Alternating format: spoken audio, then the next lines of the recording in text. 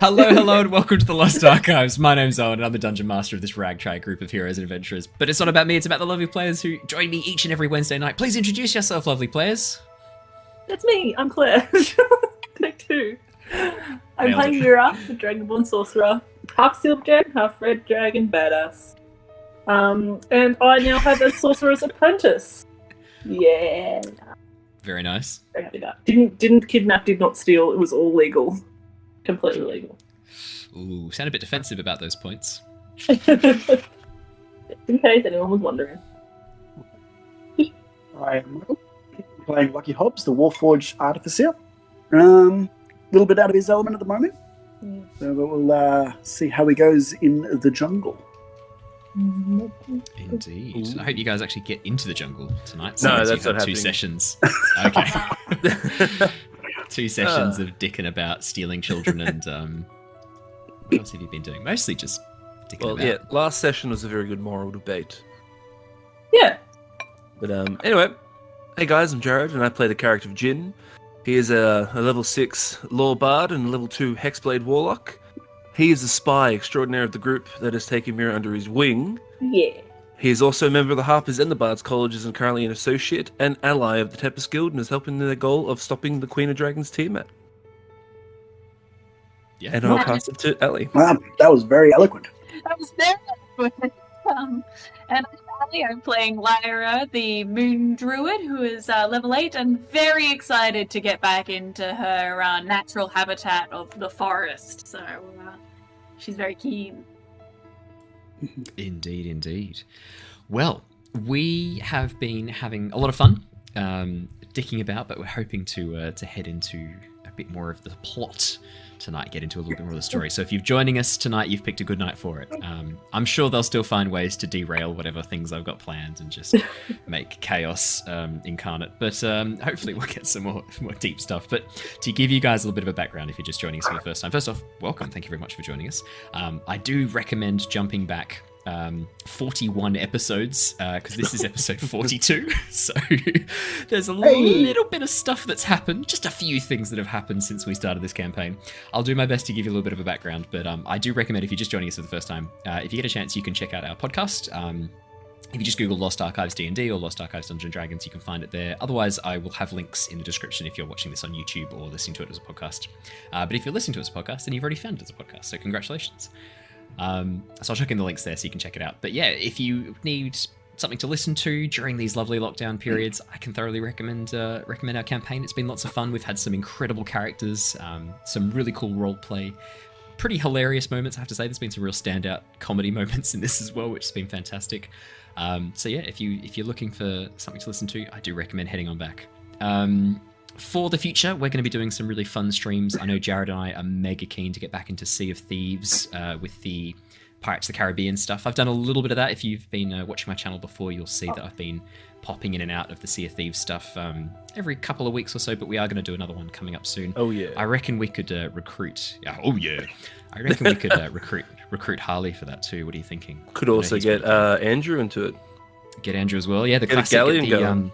Get the booty hunters back up That's and running it. again. I've also been doing a lot more... The booty hunters, that's it. I've also been doing a lot more VR streams, which will be picking up. I'm actually going to be doing a playthrough of I Expect You to Die, which is one of my favourite VR games of all time. So stay tuned. I've got the splash screen ready for that and the artwork's all done, so we'll be doing a little bit of a playthrough of that coming up as well. And I will indeed be committing to a complete Skyrim VR playthrough and Fallout 4 VR playthrough. Whoa, that's So- a lot of commitment. Yeah, so I'll be jumping onto those whenever I can, and I'll try and actually have like a full playthrough that I'll chuck up on YouTube as well. In terms of other random streams, I've been doing Beat Saber every so often. Harley and I have been jumping on, so Lieutenant Downs is another streamer. We've been jumping on doing a little bit of Ragnarok as well recently, which has been lots of fun. So if you want to watch basically Viking Beat Saber, that has been a lot of fun, and we've had a great time playing that. And what's nice is we're about equally matched, so it's not just Harley wiping the floor with me. It's Harley wiping the floor with me, then me wiping the floor with him, kind of randomly. But that's not tonight. Tonight is Dungeons & Dragons. Let's get our Dungeons & Dragon faces on. Let's get into it.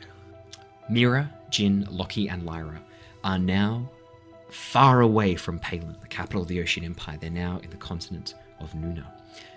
having searched and tracked down members of the Order of the Dragon as the threat posed by this group looms larger every passing day.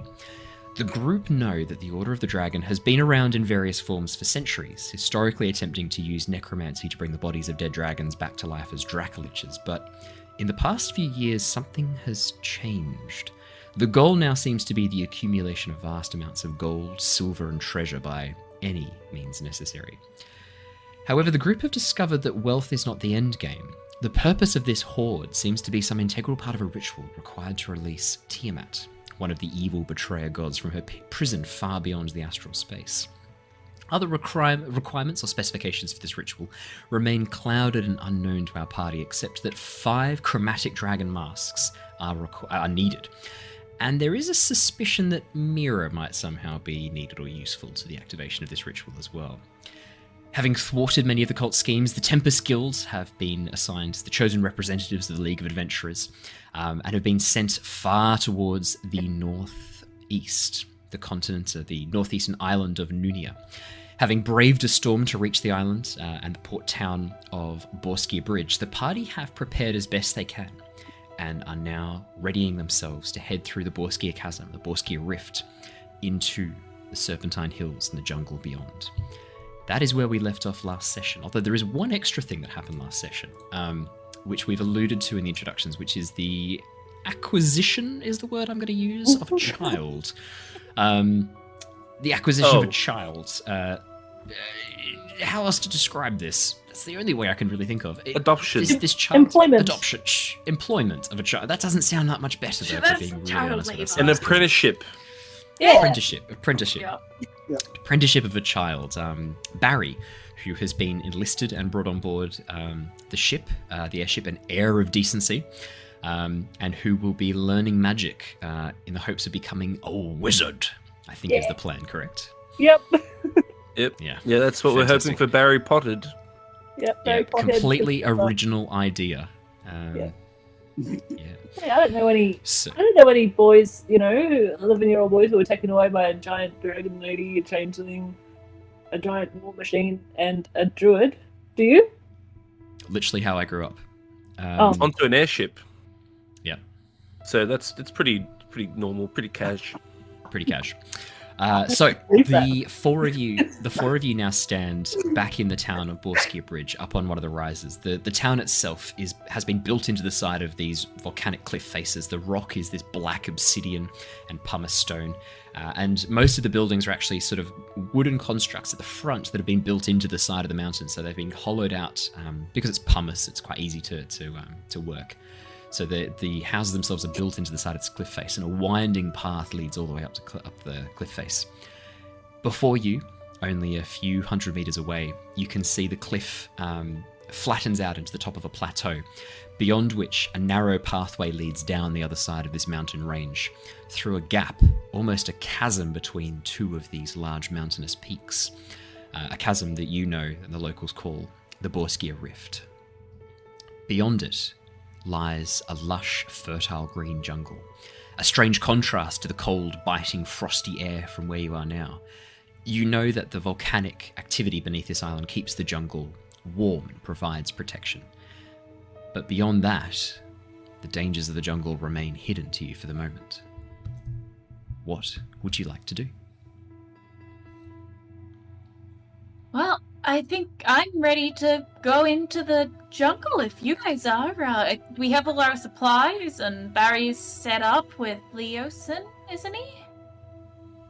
Yes, I've got everything here. Mira kind of has a very carefully inventoried backpack ready to go. It's like little labels and everything. She's double check everyone. She's one of those people who has like those flat packs. She has a flat pack. She's flat packed everything. She's ready. Concealed. Yep. Yeah, well, she can, because she can just suck the air out. A little bit of, a bit of magic. Is that how magic works? I think we've had to have a chat about how magic works a couple of sessions ago. We're gonna have to have another chat about how magic works. Well, I reckon a couple of cantrips should be able to do that. Some vacuum packing. What should you do? Well, what you could do is you could trip? heat it Yeah, gonna go. up, rarefy the air inside, and then flash freeze it, and it would. That's how magic works. Yeah, that would work. Yep, done that to everyone's packs. She made some freeze-dried edibles as well. Russians. Mhm. Yep, she's ready. She does look at Lyra and goes, I'm prepared, but I think Lychee, you might be the best suited to this landscape, unless maybe, Jin, do you have another alter ego? Oh, sorry, Lockie, but I have a very important job on this trip. oh yes. Don't panic. Don't panic. That's the job. I can't say that jungles are my forte. I've always been a bit more sort of the quote-unquote city folk. Political jungles. Me too.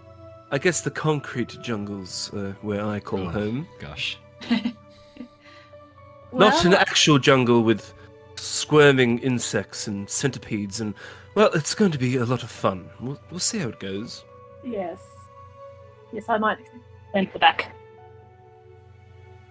Well, hopefully forests haven't changed too much in the past 600 years, but I have no idea where I'm going whatsoever.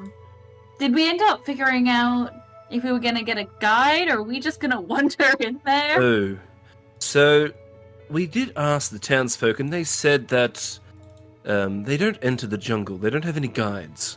We are on our own. There was Sweet. There was that hooded figure that went in to the jungle. Yes, Did you see her? You were I chasing actually, her. I did see a figure off on the cliffs while you were all sort of moseying about that boy on the airship. I was doing surveillance and a bit of watching, see anyone watching, and, well, I did see a figure up on a cliff face, looking down across this city. But, of course, I don't have the eyesight. I don't know who it was. Could be that person, could not be. It's too hard to tell. Oh, I see. A mysterious cloaked figure. Well, maybe our paths will cross again. Yeah. But I think our plan was to head towards the other airship that had crashed? Alright. Takes us out of our way. I thought we were heading up the mountain where the rest of them went. Yes, that's where I thought it was. Halfway up the mountain. I thought the airship was in the other direction. The mountain's north and the airship was like southwest or something. So the mountains from where you guys are now is west. Borskia Bridge is located on the edge of this mountainous dividing range that separates the internal continent or the internal island from the coast. So from where you guys are now, you kind of can't help but go mountain area unless you want to go along the shattered, broken coastline, which doesn't really lead to much as far as you can see. There is a winding pathway that does seem to sort of continue along, possibly to a village maybe to the north. You can see there's one to the south. There could be more villages on the pathway, but the only way into the center is to go west, which is through the continents. The crashed airship that you saw was in the jungle. It was on the edge of the mountain jungle area, far to the west and a little bit to the north. Oh, okay. Yeah. Oh, well, that's fair enough. Yeah. I mean, Right. disregard everything I said. So Yeah. exactly what Claire said, I think, is what Claire would like me to highlight right now. Yes. Is that correct? I actually wasn't sure, but No, that's exactly what you said. That's pretty much exactly what you said. So you were bang on. Well, Yes. another thing that we can do is if we do need sort of a bit of a bird's eye view, so to speak, I can fly up and spend sort of a couple of hours directing everyone by flying and mind linking up to someone. So that's also an option, but it will need a few short rests in order for if I want to be sort of combat ready. So so always an option if we get stuck. How many times a day can you actually turn into animals? Do you know? Is it just a thing you feel, or how does that work? It's more of a thing that as I practice, I get better at it. Right now, I have enough magic energy within me to sustain two shapes, so to speak. But then after that, I need to take a short period of time and just to sort of recover and re-energiate. But as long as I can keep resting, I can do as many transformations a day. That sounds good. Also, I can turn into big things that can fly, so I can maybe carry one person if we're in a pinch. Someone falls off the airship, I can go get them. Oh, that's actually quite handy. But yeah, Well, new trick, new one for me. So I've got 4 hours, by the way, per shape. So I could turn into one giant eagle and get us half the way there. That's brilliant. That's plenty of time. just be very careful with the giant eagle, because that's also the isn't that also our distress signal? Giant eagle pops up over the forest and the airship comes. Good catch there. Yes, True. exactly what we told the airship. That if they see a giant eagle, to come over. So just be very Alright, careful cool. with that. When you turn into a giant vulture, hopefully he doesn't get the two mixed up. I'm sure we'll figure it out. Yeah, she'll be right, mate. She'll be right, mate. Alright, well, She'll be right, let's- mate. Yeah, I think that's about right. She'll be right, mate. I believe that's the technical term for it, yeah. Well, shall we head out and find a high point, and then maybe using your eagle eyes, we'll have a better surveillance. Yes. Let's do this. All right. All right. Fantastic. But- So, Have we Wait, you left guys go. Leosin yet? Sorry, just before we leave? yes, you have, yeah. So you've Okay, moved back never in mind. towards the town. Alright, that's all good. Did you want to go talk to Leosin? Oh, she was just gonna give him a heads up, maybe about, a bird color or type or something, just to say, hey, don't get it confused. I will say that Lyra knows how her wild shapes work. If Lyra wanted to tell Leosin before, when you were coming up with the plan of this is how we're gonna signal you, I think we could retcon that you told Leosin, oh, just a heads up. Only the eagle with this coloration. Yeah. I think that makes Rescue sense. eagle. Yeah, I think that would make sense to me. I think that's okay. Heck yeah. Well, Yeah, Lyra perfect. tentatively starts heading off. Fantastic, Aruni. So, where did you guys want to go? So, talk me through. What's the plan? We could follow the river up to the mountain. It's easy. An easy way to Well, get up the mountain. Maybe if we Not that- do we know which way the dwarf and the cultist went? Which route into the forest they took?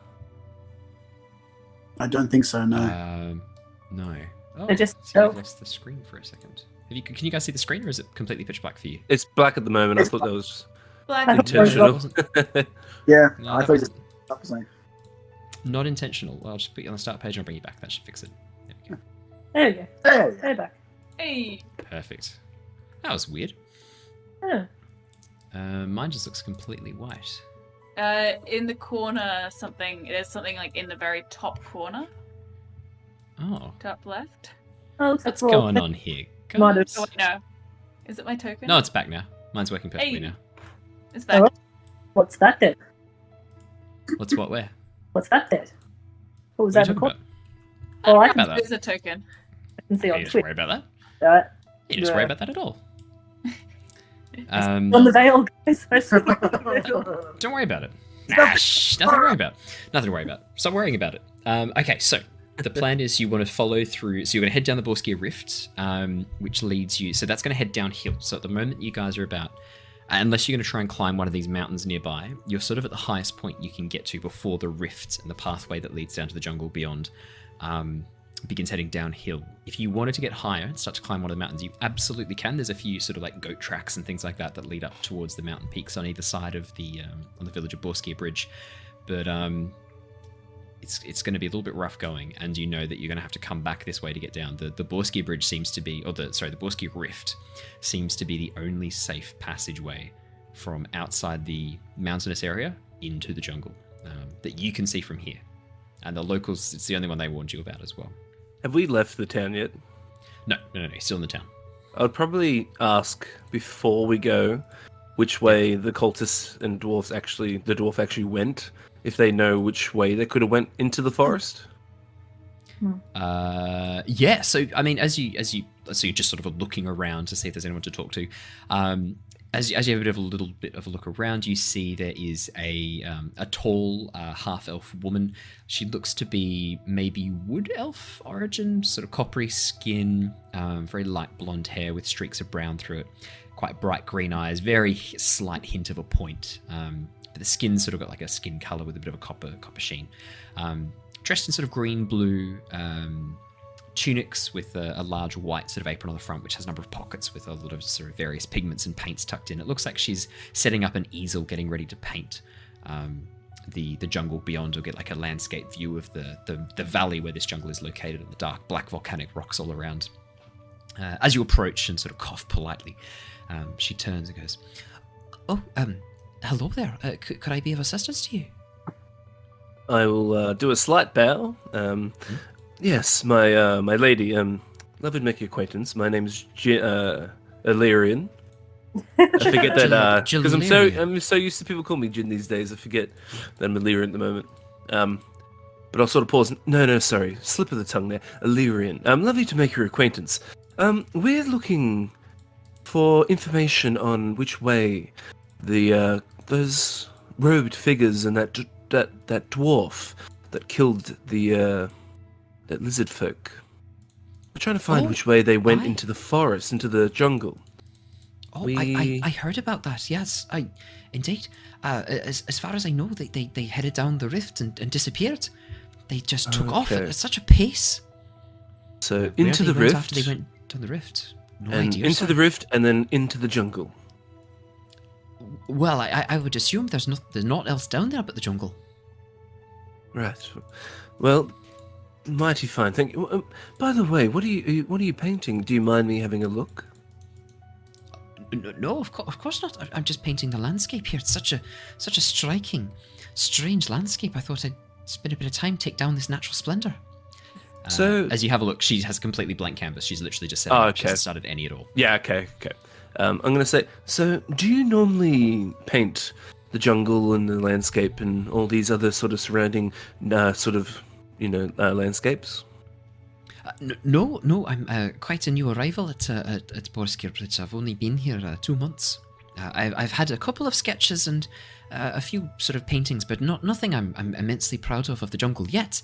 And she sort of goes over to her satchel and begins pulling out these very rough sketches and watercolors that she's done of the jungle area. This is the first. This looks to be the first sort of main oil painting that she's doing of the area.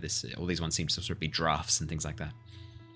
I'll sort of I'll scan the drafts and I go, well, in your observations, have you noticed anything interesting or different that could potentially, I'm not sure, be a nice little help for someone venturing in to that area? Ooh, can I have a persuasion check, please, Jin? Sure. Just to see if she 14. Just to sort of see, like, because the level of persuasiveness is like the level of the more, because if you weren't very persuasive, she would not really bother telling you innocuous information that she didn't think was relevant. But the more persuasive you are, the more likely she is to want to share what she's learnt with you. So that's why I got you to roll a persuasion check. 14 for persuasion. I have seen some strange things occasionally, or thought I have. If you stand here and look long enough, you'll notice that occasionally the trees seem to move a little bit. So no wind or anything like that? You looked for wind and not that I can they see. Moved? Well, it's very hard to see wind, but no sign of wind. I mean, not moving their leaves about. I mean, physically the trees changing position, the patterns and the undergrowth seems to shift. Here, look, I'll show you. Are they your friends over there? Do they want to have a look too? By all means, yes. Guys, would you like to come over here and have a quick look at this? Could be onto something. Not sure. We'll find out. Lovely to meet you. Lisa, how are you doing? Going good. Lovely to meet you. Lovely to meet you too. I was just telling your friend, Lyrian, that the jungle, the Illyrian, sorry, that the passages and the pathway seem to shift a little bit. Have a look here. And she pulls out 2 or 3 sketches and shows you that you can see there's a couple of creeks and rivers running through the jungle, but the position of the trees and the tree line is different on each one of these. Oh my dear, you seem Not to have like made a gaps. mistake in some of these. The tree No. lines. No, I promise, no mistake. On different days, it looks different. I'm not sure whether it changes at night or whether it... But I between days, I can come back 2 or 3 days in a row, nothing changes. I come back the next day, suddenly the pathways are different. There seems to be no pattern. There's no time I've noticed it happening. It's why I'm taking the effort today to paint a detailed oil painting of this. I'm going to be coming back every day for the next 2 or 3 days to capture this. I think it's most strange. I was going to contact. I was thinking maybe the Emerald Enclave might be interested, the Circle of Druids. They Look at would Lyra. definitely be interested about that. Well, I can let you know any extra information that I find after we get back. Are you a druid of the Emerald Enclave? Not the Emerald, but a druid. Oh, well, it seems you've come at a great time. I wondered if maybe there was some disturbance happening deep within the jungle. Yeah, well, either something's happened that they don't like, and enough so that they've figured out a way to get up and move. Is that something trees can just do? I thought that trees were fairly stationary. That's what I thought as well, but a lot's changed in the last 600 years, and I really wouldn't put it past them. She gives you a look. It's a look that Lyra's received a couple of times now, where they're trying to figure out if you're joking about the last 600 years. She's just Why? looking at her face. She's not letting anything on. Okay. You look like you're explorers, adventuring type. Are you headed down the rift into the jungle? We are. Well, best of luck to you. May Melora watch you and guide you through the wilderness. Yes, quite. Yes, it's going to be fun times ahead.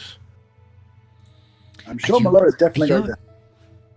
You're not here searching for the Golden City, are you? She sort of says in a bit of a hushed whisper, suddenly her eyes going wide, realizing that potentially you could be explorers. Sort of look at because our main goal is to find, obviously, Varum, and I look at the crew, I look at my compatriots, and I sort of gesture to everyone, like, are we actually doing that? Are we going for the Golden City as well? Like, I don't know if Lockie can actually communicate this with gestures. He's not that savvy. But, oh, Jin, he do you have a doesn't think Twitch so, or but something, Jin? Are that's you okay? if other people think that. What was that, sorry, Lockie? Like, I don't think Lockie seems to think that they're going after the Golden City, but it might be okay if other people thought that. I don't know how Lockie would communicate that. I guess a shrug. Yeah, I think the Golden City would be very interesting to find. The secrets held there that could be life altering. So You see- I think we'll They keep say an eye there's on a it. curse. Oh, A terrible curse on that place. You know what happened to the Oxenfurt Historical Society? That group of explorers who came past a few months back to investigate. well, they haven't come back, so no one knows what's happened. Well, that's the question, isn't it? Why have they not come back? It's a group of people who are very experienced. Who said they haven't came back, but they just went unnoticed? Perhaps, they found this golden city and in it was a treasure that let them be invisible and they just knocked right home. If I found a Well- bunch of treasure, I wouldn't tell nobody. Well, that's the thing, right? Like, that's one of the first things that the guild, the Oxenfurt Historical Society thought. They sent out people to investigate. They had, there was a man, a nobleman, who'd funded part of the expedition. Now, what was his name? Oh, I cannot remember, but he was furious. He thought because he put a lot of money into this expedition. He'd helped fund parts of it. Question. He sent out men to... Oh, yeah. I'm so sorry, Lisa, to cut you off. Would that name be Duke Neverember? Neverember. No. Dagold Neverember. Dagold. No, that doesn't sound Okay. right. No, that doesn't sound like him. Okay, interesting. No, that doesn't sound... Thaddeus, I think, was his name. Oh. Thaddeus Rycroft? Thaddeus... Ooh. Is that a... Cro- Don't know that. Do you want to make me a history check?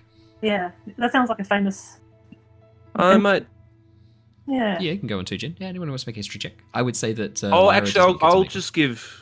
Mira advantage. I'll just give advantage to Mira. Like we're both Mira, thinking roll about that it. And 3 again. talk about roll it. that 3 again. We both got +0 no. anyway. Natural one. Wow.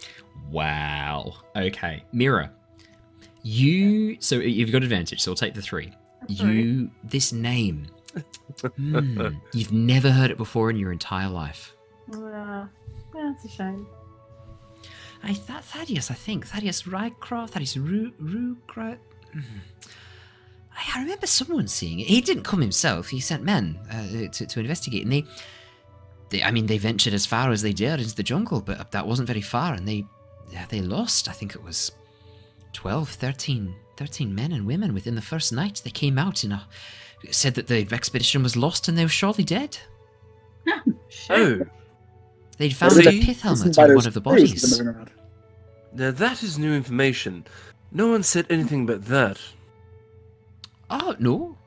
Well, it's not much of a mystery. People here like the mystery. They like to talk about the people who went missing, not the people who just went in, got killed by snakes, and then came out again. Okay. Well, actually, Cool. the guards, the mercenary force who were hired, they said they'd come across a pit of sand that swallowed some of their men whole, and then in their attempt to pull themselves out, they managed to upend a den of vipers that just went to town on them. Apparently, they make their nests in the trees. Even for Jin, he does gulp a little bit more harder than normal.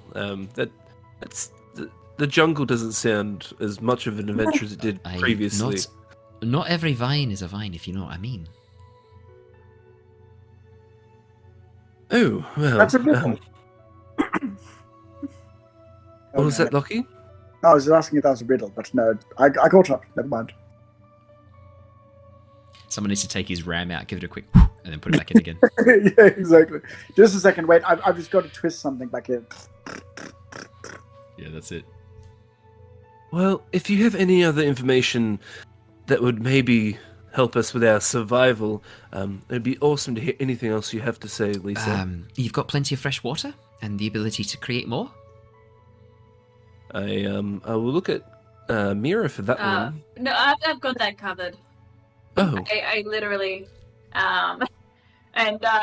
like, not knowing how much to reveal, she goes to bring out her jug that she just always has tied to her hip, and it's just like slowly puts it back. It's sort of like, I've got some water purification tablets in this jug.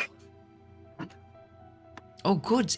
You'll need those. The water is often toxic. The volcanic activity, the volcano underneath the island produces lots of toxins and fumes.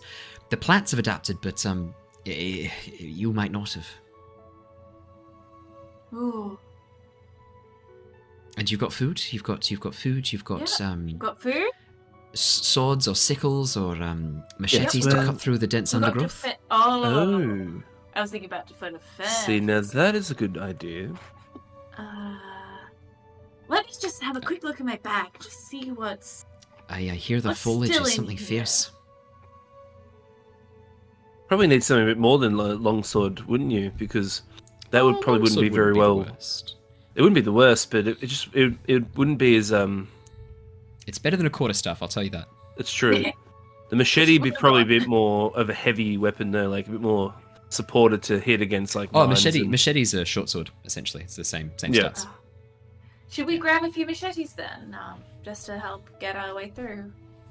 That might be prudent. I think it's a good idea. The general store should have some in stock. We don't venture deep into the jungle, but obviously we need to survive off the land. And I know many of the locals will go to the outskirts to get fruit, vegetables, catch game. Thanks. I really appreciate the tip. No, of course. Best of luck to you. As I said, may Melora guide you in the wilds. This is a dangerous place. I hope you return safely. Yes. Thank you very much for your help, Lisa. You have been Pleasure. amazing. I will look for you and signs from the hilltop. I'll be here for the next few days painting, so if if you happen to see me or see me from underneath the canopy and need help, send up some sign, something like some magic or some sort If you see any giant birds, don't panic. That's just me. Oh, okay, that's good to know. Aye, okay, I'll keep that in mind. Yeah. No panic about new giant birds because that's probably me. I'm friendly. Oh, okay, yeah, I've heard of druids being able to change their forms. I'd never seen it myself, though. That sounds rather exciting. It is. It's very cool. Good luck to you on the path. And stick to the path. That's the other thing I've heard from the locals. Stick to the path. Okay, well, thank you very much. Did you say Jungle Murky? I think Lyra's gonna go off and try and find herself a sickle. Did someone say Mirkwood? Someone. I was alluding to Someone almost said with It's not quite like I'll tell you right now. It's not quite like Mirkwood. There's no friendly wood elves and Legolas hiding out in these forests, or are there? Bum, bum, bum. Be a good twist if it turns out it's just a lovely colony of wood elves. snake people. The reason they never came back? It's so Right. lovely here. There's wine. Oh, yum. We know what happened in Mirkwood. Mm. We're not expecting elves. Wait, doesn't Gandalf pop up in Mirkwood? No. Wait, no, not he abandons Mirkwood. them at Mirkwood. He was in Fangorn, my bad. Mirkwood's, He yeah. was. That's Theandrew and all that. They head That's- westward across the plains and into Fangorn Forest. What Yeah, madness I'm on drove board. them there? Alrighty, so Lyra, you are headed for the general store to buy a sickle. That will cost you 3 silver pieces. I'm going to go there as well. I'm going to machete. Machete, that will cost you 6 silver pieces. That is fine. They're very roughly made. They're literally just for cutting undergrowth. You suspect that if you use these as a weapon, they're not going to last very long. They're mostly just for hacking through That's cool. leaves and things like that. They're not going to hold up very well against armor and other weapons. You can still use them. They're still a weapon, but just a heads up. The quality of their make is far outstripped by the quality of your current gear. Yeah, it's fine. Save the longsword for killing and this is slashing. Yeah. Mira and Lockie, are either of you buying sickles, machetes, And the flamethrower. flamethrower? Yeah. You are the So you talk to flamethrower. the general store owner, and you describe a flamethrower. Sounds like some sort of elf magic. Not interested. Don't stock it. No, I Flame shooter. flamed anyway. Yes. No, I'm quite fine. Thank you. Thank you very much. Yeah, I'll take a machete or short sword of some sort. Yeah. Machete. What did I say before? 6 silver pieces. Yes. For This the is- machete. Yes, 6 silver pieces. Cool. Sorry, I just had to open up my thing again. I closed it because I assumed you guys weren't buying anymore. 6 silver pieces. Fantastic. Cross off your silver as you gather your new supplies. Alrighty. Are we headed into the Borskia Rift? I think we are. To the rift. To the rift. That's it. Alrighty. As you pass through the edges of the town and begin approaching the opening of the rift, this large chasm it looks almost unnaturally hewn between 2 rocks, this narrow gravel pathway leading down far below, snaking backwards and forwards across the sides of these 2 mountains that make up the barriers of either side of the rift. You get the sense of silence first and foremost. The sound of the sea drops behind you very quickly as you pass the crest and begin heading down towards the jungle. The silence is oppressive. Very quickly you find the temperature rising quite rapidly from this frigid cold to a very pleasant warmth, before the warmth becomes a little bit unpleasant. Humidity begins kicking in, and very quickly you find, before you even enter the jungle, you're starting to find sweat dripping down off your brow, getting into your eyes, staining your back and staining your front, as the mist and the steam rising from the jungle and the volcanic area below begin to warm the air around you quite rapidly. You continue on down this gravel pathway towards the edge of the jungle. You can see that the villagers take this route quite often. In fact, you would pass one or two villages, humans or halflings, as you head your way down, making their way back, some of them carrying reefs of palm leaves that they have gathered, some carrying various fruits. They'll give you a polite nod and hello as you continue past, but don't stop to chat unless you physically stop them to have a chat to them. You continue downward. As you reach the bottom of the gravel pathway, you can see there is a large wooden effigy, a large wooden statue, depicting a man and a woman, young looking, maybe mid-20s, very plain, human looking, but very few defining features. They look to be almost representative of a young man and a young woman, no specific person. And an inscription underneath says, "To those lost in the jungle's snare." And below it, you can see there are a number of flowers in wreaths of varying ages that have been laid to rest in front of this statue. This wooden effigy, I should say. Before you, the jungle lies. Dense green undergrowth, towering trees, and the noise has now returned. Screeching cries from strange birds, rustling from creatures moving in the undergrowth, the occasional hiss echoing through the trees. What would you like to do? So I'm just going to quickly do something. So my city clothes that Jin was wearing, or Lyrian, I'm going to delve into my vast array of different outfits in my bag of holding and pull out one that's a bit more suited to sort of strenuous walking and exercise like this. So something a bit more applicable for jungle fairy. Yeah, I think that's a very, very good idea. And if I have a second pith helmet, I might even put that on if I have one in there. Do you have a second pith helmet? I have no idea. I'm going to leave that to you. I would say that you do not have a second pith helmet. That seems excessive. That's fair. I'm gonna argue that there's no way you would waste the space with a duplicate costume when you could have a number of other costumes take its place, especially soft hats or things like that. That just seems unlikely to me. Cool. No problemo. Are any of you doing anything else as you approach the edges of the jungle? I might, just as a matter of course, I might put my armor on. So just Absolutely. put my bag over and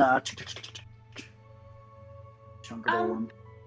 Before we start, I think Lyra wants to ask the three other party members about how much do you guys weigh? Like, if I was to add up all of your weights, how much are we talking? And your equipment? How much should I write? Good questions. And I guess the short of the question is that greater than 480 pounds? All right, let's do some super quick math before you head in. So 480 lbs to, I'm going to change it to kilograms because I can't work in pounds. I refuse. 217 kilograms. Is that the weight a giant eagle can carry? According to this forum. How did they get to that number? 217 kilos 16 seems times excessive. 15 times 2, because it's a large creature with a strength of 16. Okay, then that logic would hold. 217 kilograms is a lot of kilograms. It's many kilograms. It's many kilograms. About 100 kilograms. That's a Yeah. relatively light female dragonborn, if that's any. Yeah. Is that a measure? So, I think that's probably about right.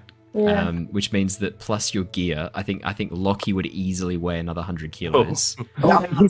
His armor itself is 30.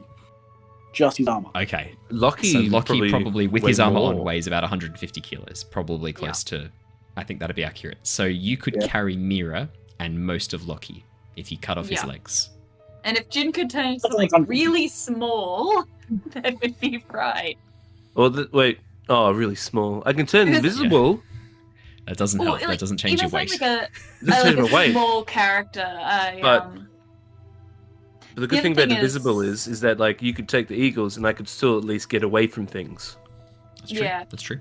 I can still carry, like, if I'm over encumbered by 320 pounds, like, I can still fucking fly. But just I a just lot have disadvantage on everything, and I'm slow as fuck. So that's a Jin good question. How much is weighs 320 pounds in kilos? So that would be another 145 kilos. So that total. Jin weighs Okay. 86 pounds. I can probably just carry them over this jungle. Could. Do you know we what? still have what to I'm track going to the say? people down. What I'm going to say is that with Lockie's armor on, and with I think if Lockie has his armor on, and you're carrying anything else, that's going to be impossible. However, if you were able to put heavy things into the bag of holding, My thoughts. which nullifies their weight, Yeah. I would say that Lyra could carry all of you. In fact, if you could put Lockie in the bag of holding, problem Because he doesn't solved. need to breathe.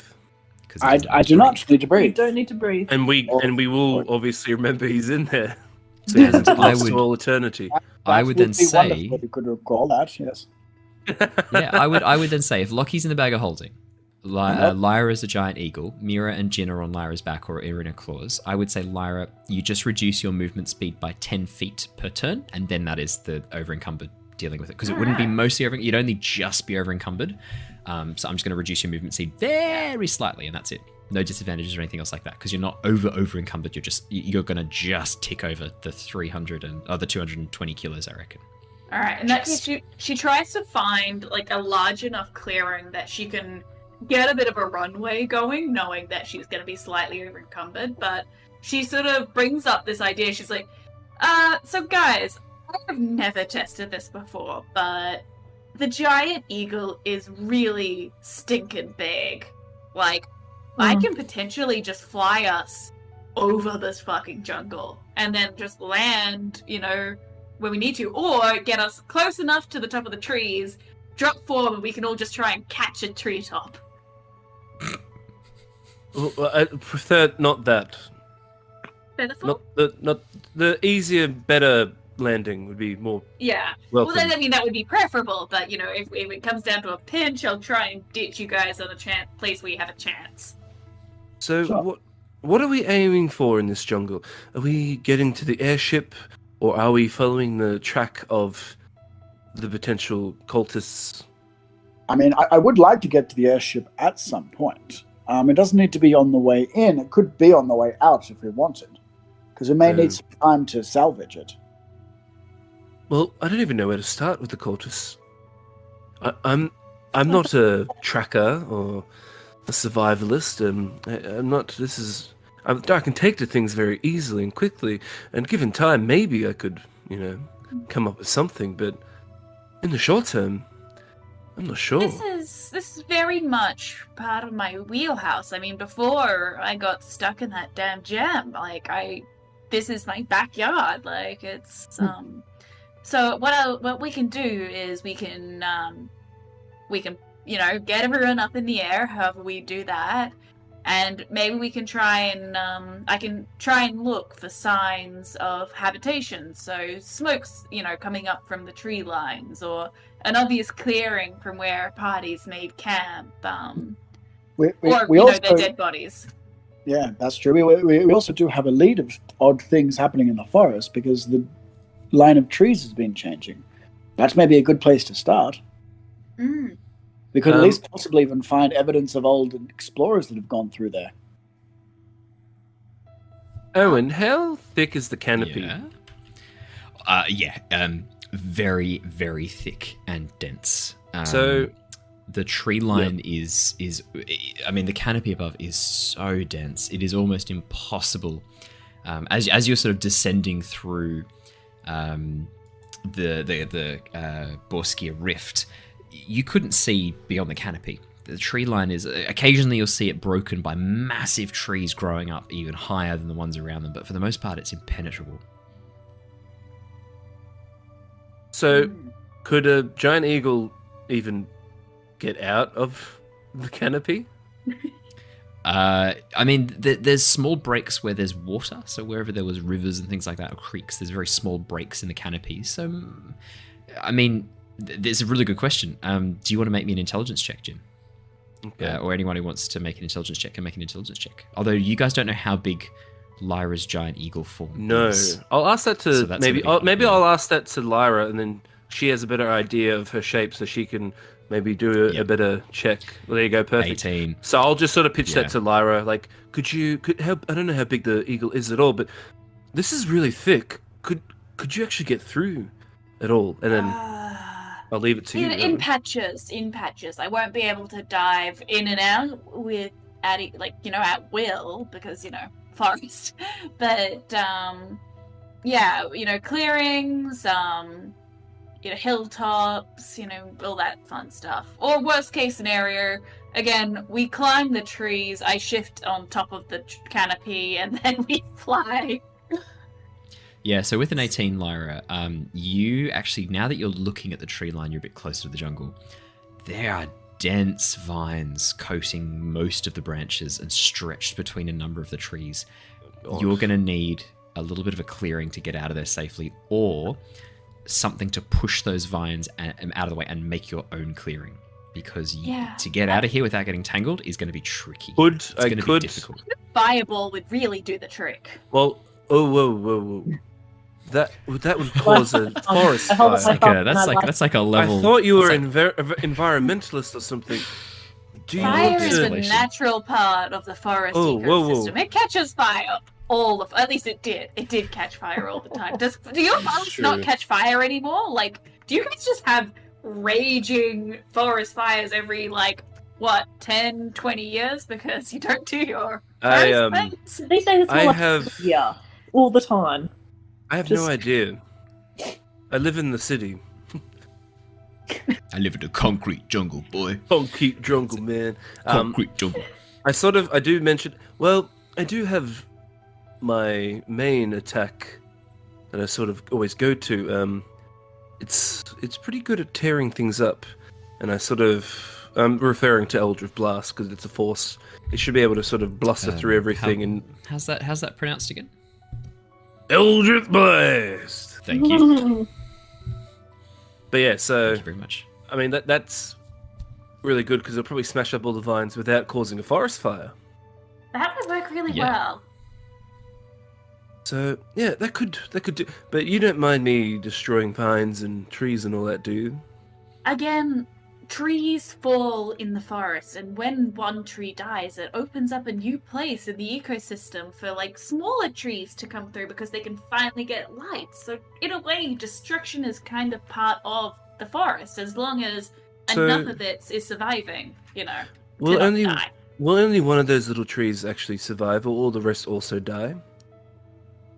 So only one will have dominance?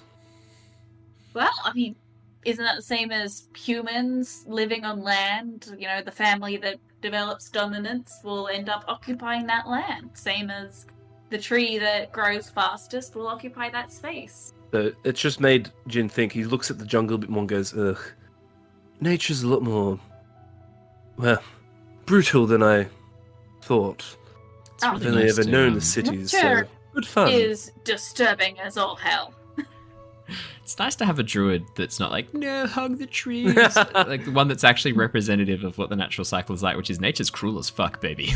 And funnily enough, survival of the fittest out there. Ali's actually right. Australia's 100%. Forests and all that they've adapted to bushfires. They actually a lot of plants, a lot of natives. Yeah.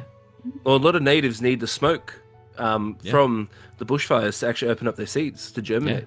I think that is the Banksia needs that, doesn't it? It's one of the ones that... There's a bunch. Yeah, there's a bunch. There's one of them. But yeah, there's and quite the a few. ash is required for fertilization of the soil and recycling of nutrients. Yep. So it's pretty cool. So yeah, that's it, guys. You're learning a little bit about Welcome to the Lost Archives. We've opened up the educational section tonight. Where Ali will lecture you about trees for 3 hours. Yeah. What's even funnier is that I've been to those lectures that you were at, Ali, because that was I was at those lectures. Oh dearie me. What lectures is this? When we were in Biomed Science, we had why were we doing plant biology? We did do plant biology. First Was that an year, elective? it was It was just part of the bio course, I think. It was part of the bio course. Okay. I couldn't remember if it was an elective or not, but we did botany. Well, there you go. Yeah. I know. So useful, right? For D&D. Oh yeah, It's funny. I listened so much more in geography in high school because it would have been so useful for D&D. It's funny, I've never Yeah, played me a too. druid, and yet I'm a conservationist in real life.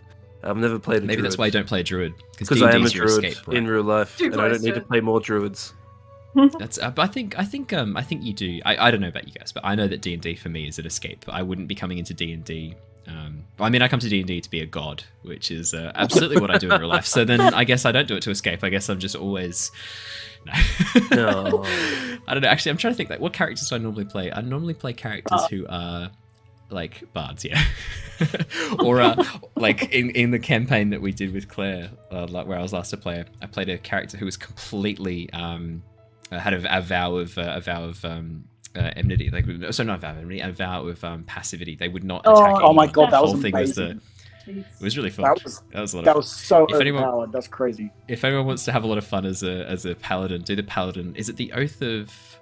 Oath of What was it again? It's just a vanilla. It's just a vanilla paladin. It was the Oath of Oh, did I do that to myself? Did I? Oh, Yeah. I did. Yeah, I did. That's right. Sorry, I forget sometimes the restrictions I place on myself to have fun. Like, yeah, sorry. I had a character who could not commit a single violent act, so I had no spells that could do any harm. I didn't have any weapons that could do any harm. My entire being was just to prevent combat. There's It was actually a fantastic. cleric that the whole subclass is about peace. Oh, that's a shame. I should have So done that. that would have It was been the pretty fun perfect. as a paladin, I have to What was say. that paladin though? Paladin Oath of Devotion? Yeah. Devotion. It was. Yeah, and my devotion was peace. Yeah. Nice. Look, it's a lot of fun. Calm Emotion's a great spell. It gets really underused in D&D, I reckon. Calm Emotions is mega OP. Sorry, back to this campaign. So yeah, Yes.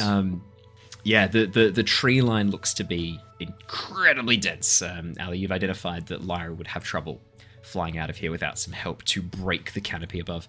One of the other things that you guys are noticing, especially with your intelligence check of 18, Lyra, the undergrowth is actually a little bit atypical for what you would have expected for dense forest.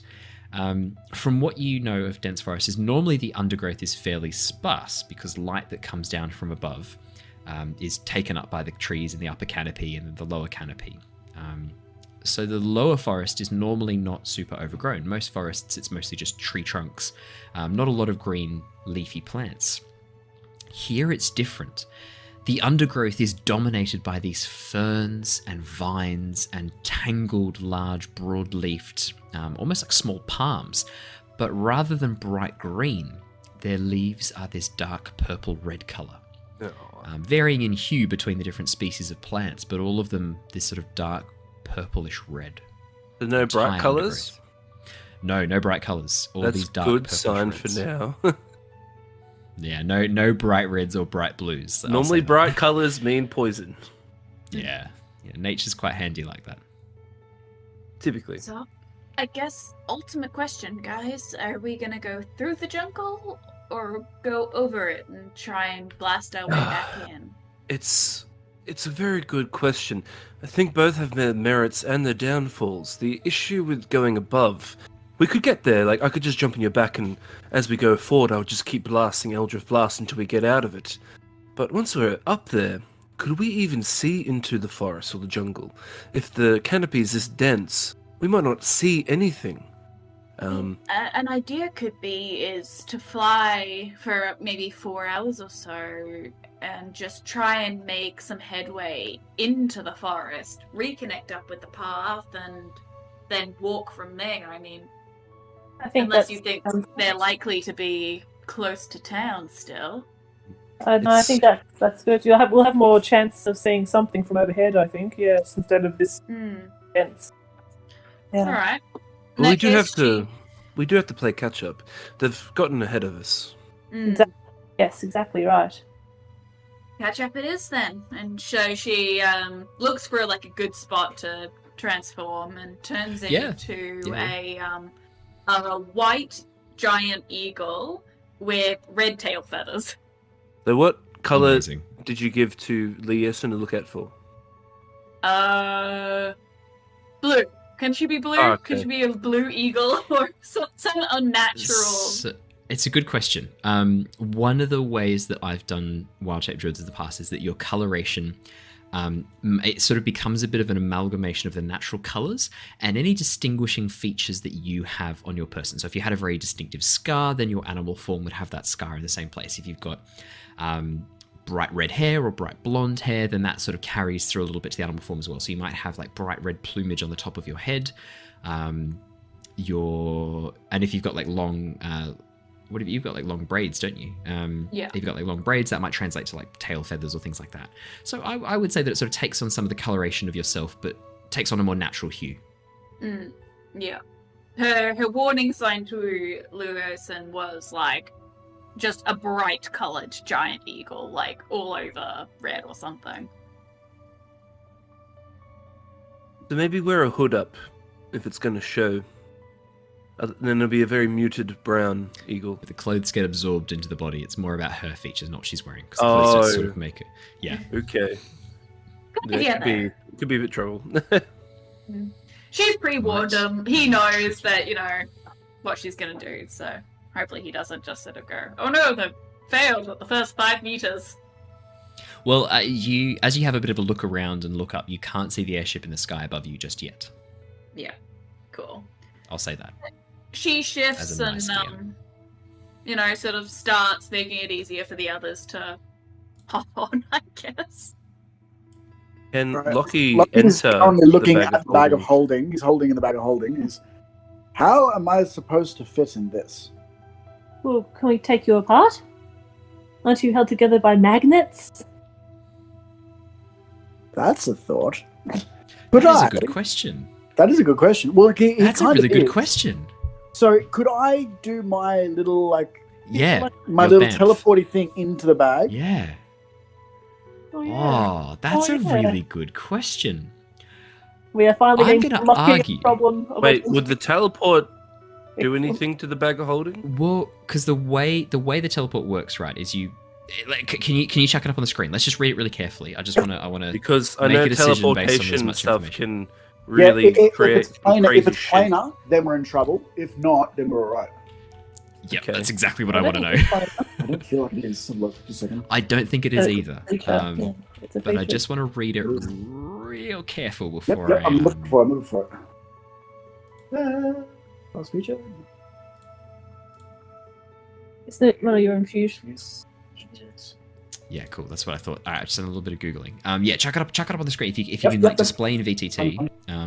It's the one. It's boots to the winding path. It It's is. plain old. Display BTT. Boots the winding path. While wearing these boots, a creature can teleport up to 15 feet as a bonus action to an occupied space the creature can see.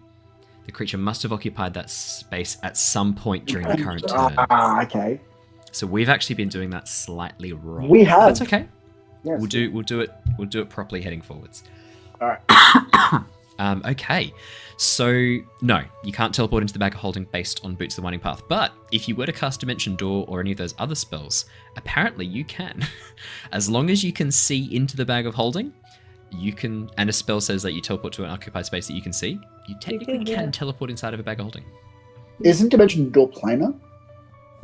Yeah, that's one of the things that I was having a bit of a look at. There are some fun things that can happen, but the chances are pretty low. Okay, I don't have to. I don't have Dimension Door anyway. Yeah, me neither. So with this infusion Boots of the Winding Path, does he have to so he can backtrack, sort of Exactly. he can Yeah, almost basically, pogo yeah. stick himself. Yeah, it's like an echo of where I've been. It's pretty I cool. think So you run in, you punch your shit out of something, and then you And teleport then- 15 feet back, Yep, pretty much. and then doesn't get any opportunity attacks. Yeah. So 2 feet is 60 centimeters. So the mouth of the bag of holding is 60 centimeters. Woof. It's not as big as I thought it was in my head. No. I mean, I might be able to squeeze through if I just put my rule. And then if I maybe reach through with my, I can start getting my arm to your shoulder, and I get a. Oh my goodness, amazing. The commitment. Not sure this is going to work. Is this working? I can't hear you, Lockie. He's disconnected his vocal cords to fold himself up. Look, Lockie currently has an arm through his shoulder and his head in the bag, but is having trouble getting over his chest. So he's just like an arm and a headless torso. I'll definitely be trying to shimmy him in and help him. Oh, God. Also, he's currently wearing the armor. Armor, yeah. Yeah, it's no way you're getting in. Oh no, it's because of. Oh, that worked just to get him in. Okay. If I cast Enlarge, Reduce, or Lockie to shrink Yes. him down in order Yes. to fit him in the bag, Absolutely, will he be yes. able to get out once I drop concentration on the spell? Let him be in there. He could technically do Boots of the Winding Path. Oh, yeah, he Although he has to could. have occupied Ooh. the space, but he has to have occupied the space. So what you'd have to do is like get him to sit on your back, Lyra, Yeah. cast, or like no, that wouldn't Hold work on. because you can't do it in Doesn't eagle Lockie form. also have Enlarge Reduce? Yeah, I do.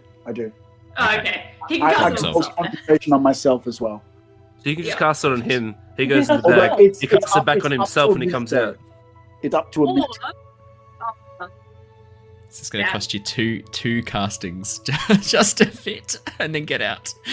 Yeah. Oh, hiya. This is great. I mean, I'm loving this. If he I took was the expecting armor us off, jungle could he fit adventure, in? but now what we're doing is we're like measuring Lockie's chest size and figuring out how to fit him into a bag. I honestly, I think even with his armor off, he'd have some Yeah, trouble. it's going to be tricky. Yeah. 60 centimeters is not a lot of space. No. To fit over shoulders. Shoulders in particular are the ones I'm worried about. It's the full length of the shoulder. Oh, dearie, dearie me. This is fantastic. So, what would you guys like to do?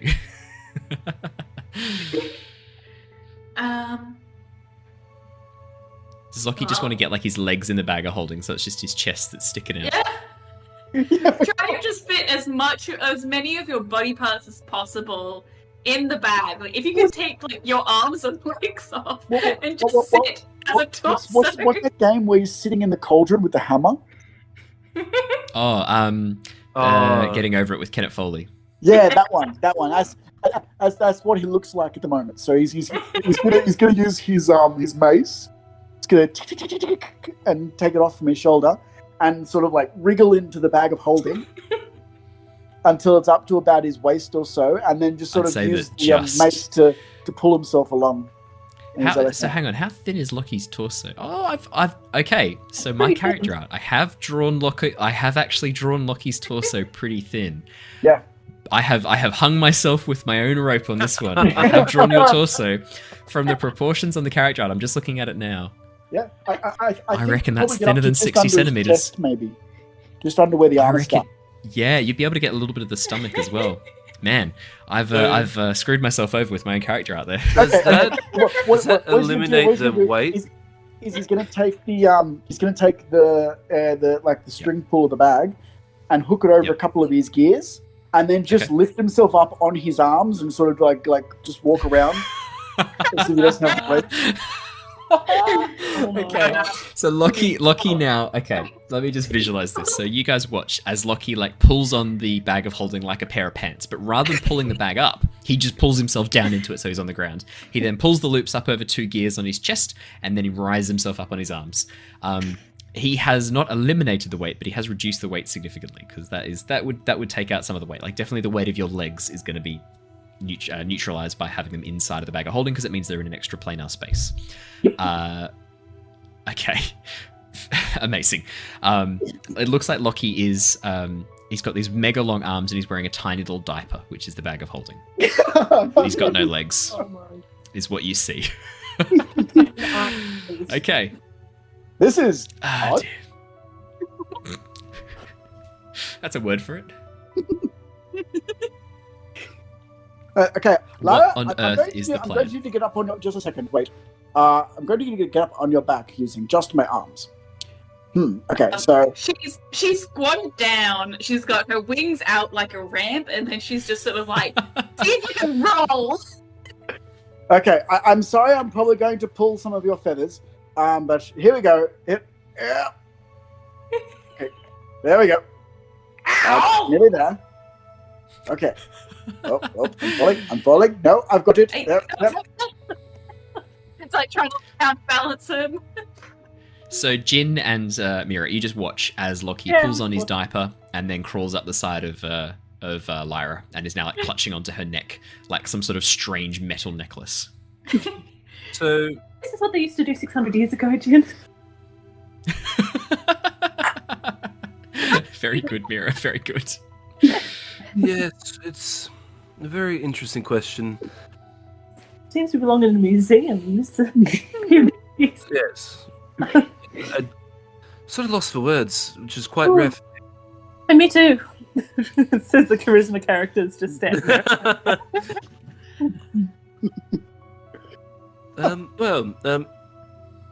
Can we actually fit on the back, Owen?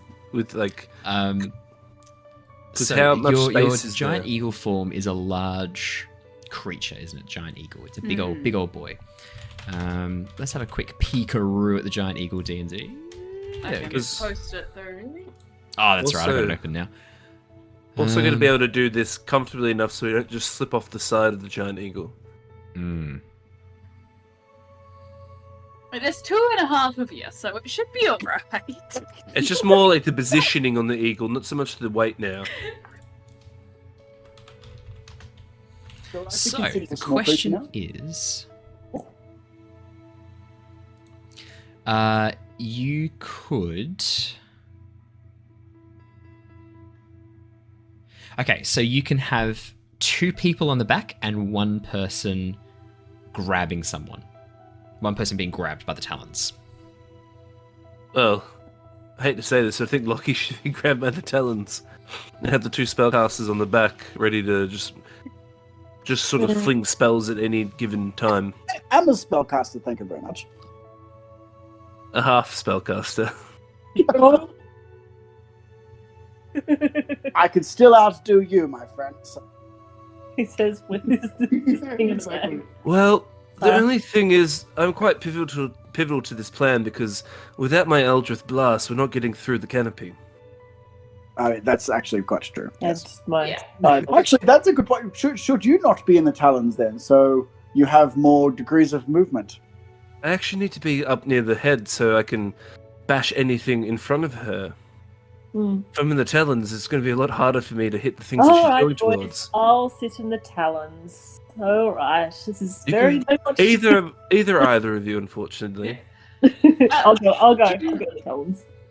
Can Lyra just ask Mira, just before you get settled in the talons, take one of your ropes and tie a really good knot around my ankle, and then tie the other end of that rope around your waist. Sorry, guys up there, I don't think there's anything that you guys can really be tied onto unless you want to do like a leash to my other leg or something. That's actually what I was thinking. I might do that, or wrap this. I have bought a bit of rope with me. I have like 100 feet of rope at the moment. So I could just do a rope around me, and then do a rope around either your midriff or I another think you'd talon. be better off doing a rope around the midriff, just thinking logically about it. Yeah. Yeah, then 'cause you that can means sort of hold if on to Lyra it has as to well. bank... Yeah, exactly. Because if Lyra has to bank to the left or right pretty violently, you guys are just going straight off the side. So Yeah. So I yes. think around the midriff makes sense. So It's a good I guess makeshift saddle. Mira can be like our battery below. Me and Lockie will be up, and we'll try and make. Well, Lockie's an artificer, so perfect. He can sort of help us do like a impromptu saddle. Do you know knots? Do I know? Whoa.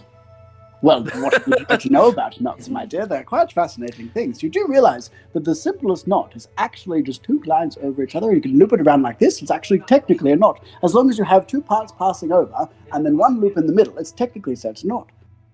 There's a mathematical knot and there's a physical knot. There's different types as well. Who ate the bean? Who ate the bean that gave them the knot tying? Was that Andrew, was it? Azua? Oh, it was Azua. Yeah. I thought so. Well, It's a actually, shame. the only person who'd have the bean knowledge is Mira, because Mira. I don't think Yeah, Finn no, ate a no, bean, Yeah. and these 2 didn't eat any beans. Mira's the Right. only one who ate a bean in the party. And what did you get? You got calligraphy, didn't you? Calligraphy, yeah. Which is handy. That was handy, actually, yeah. I've never eaten a bean. Well, it doesn't It's a sound like magic- you need magic to know beans. everything. Sounds like you're a bit of a has-been then. Oh. Straight out of old Dal. Don't be a has-been. Have a bean. Those beans Wow, are it's awesome. amazing I love that guy. how quickly that Oh, voice okay. came back with. It's You might have to scary bring how- him back again. Yeah, I might have to. Actually, he'll probably be somewhere in the jungle. Come on, he He just could be in the appears jungle. most random spots.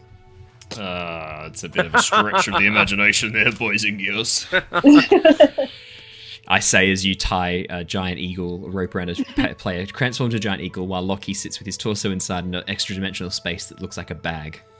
It'd be a bit much to believe that a man's in the forest selling beans. Come on, guys. Do you think this is fantasy? Oh. Actually, just thinking about it, maybe you should go in the talons, Lockie, because you're in a bag, which isn't very stable. Well, that's what I was thinking. He doesn't have any access to his legs. These legs. He's just going to slip and slide around. Actually, okay, I'll give you that. That's a logical thought. Yes. Okay, so to skip a little bit of time, and Yes. this We still haven't ridiculous got to the jungle. So I'm aware. I called this session Into the Jungle. I think that might have been tempting fate a little bit, knowing you guys. I should have called it like Approaching the Jungle, and then dicking about with rope and a giant eagle for 10 hours. So to skip a little bit of time, so you're gonna have a rope around Lyra's midriff, just underneath the wings, that gives you guys something to hold on to. So something behind and in front. You're going to have Lockie being held in the talons and also being tied onto Lyra's talons, correct? Mm-hmm. Perfect. Good. Roger. Excellent. After the 10-20 minutes it takes you guys to get this set up, given that you've talked about it and that it was such a hassle, I reckon probably even closer to 30 minutes have passed by the time Lyra is ready for takeoff. Lyra, you have Lockie grasped in one talon. You're using the other one to kind of hop a little bit forward as you try and gain momentum to fly. As you take off, I need you to roll me an athletics or an acrobatics check. So you can choose strength or dex, your choice. Strength all Try and the way. Strength, yep.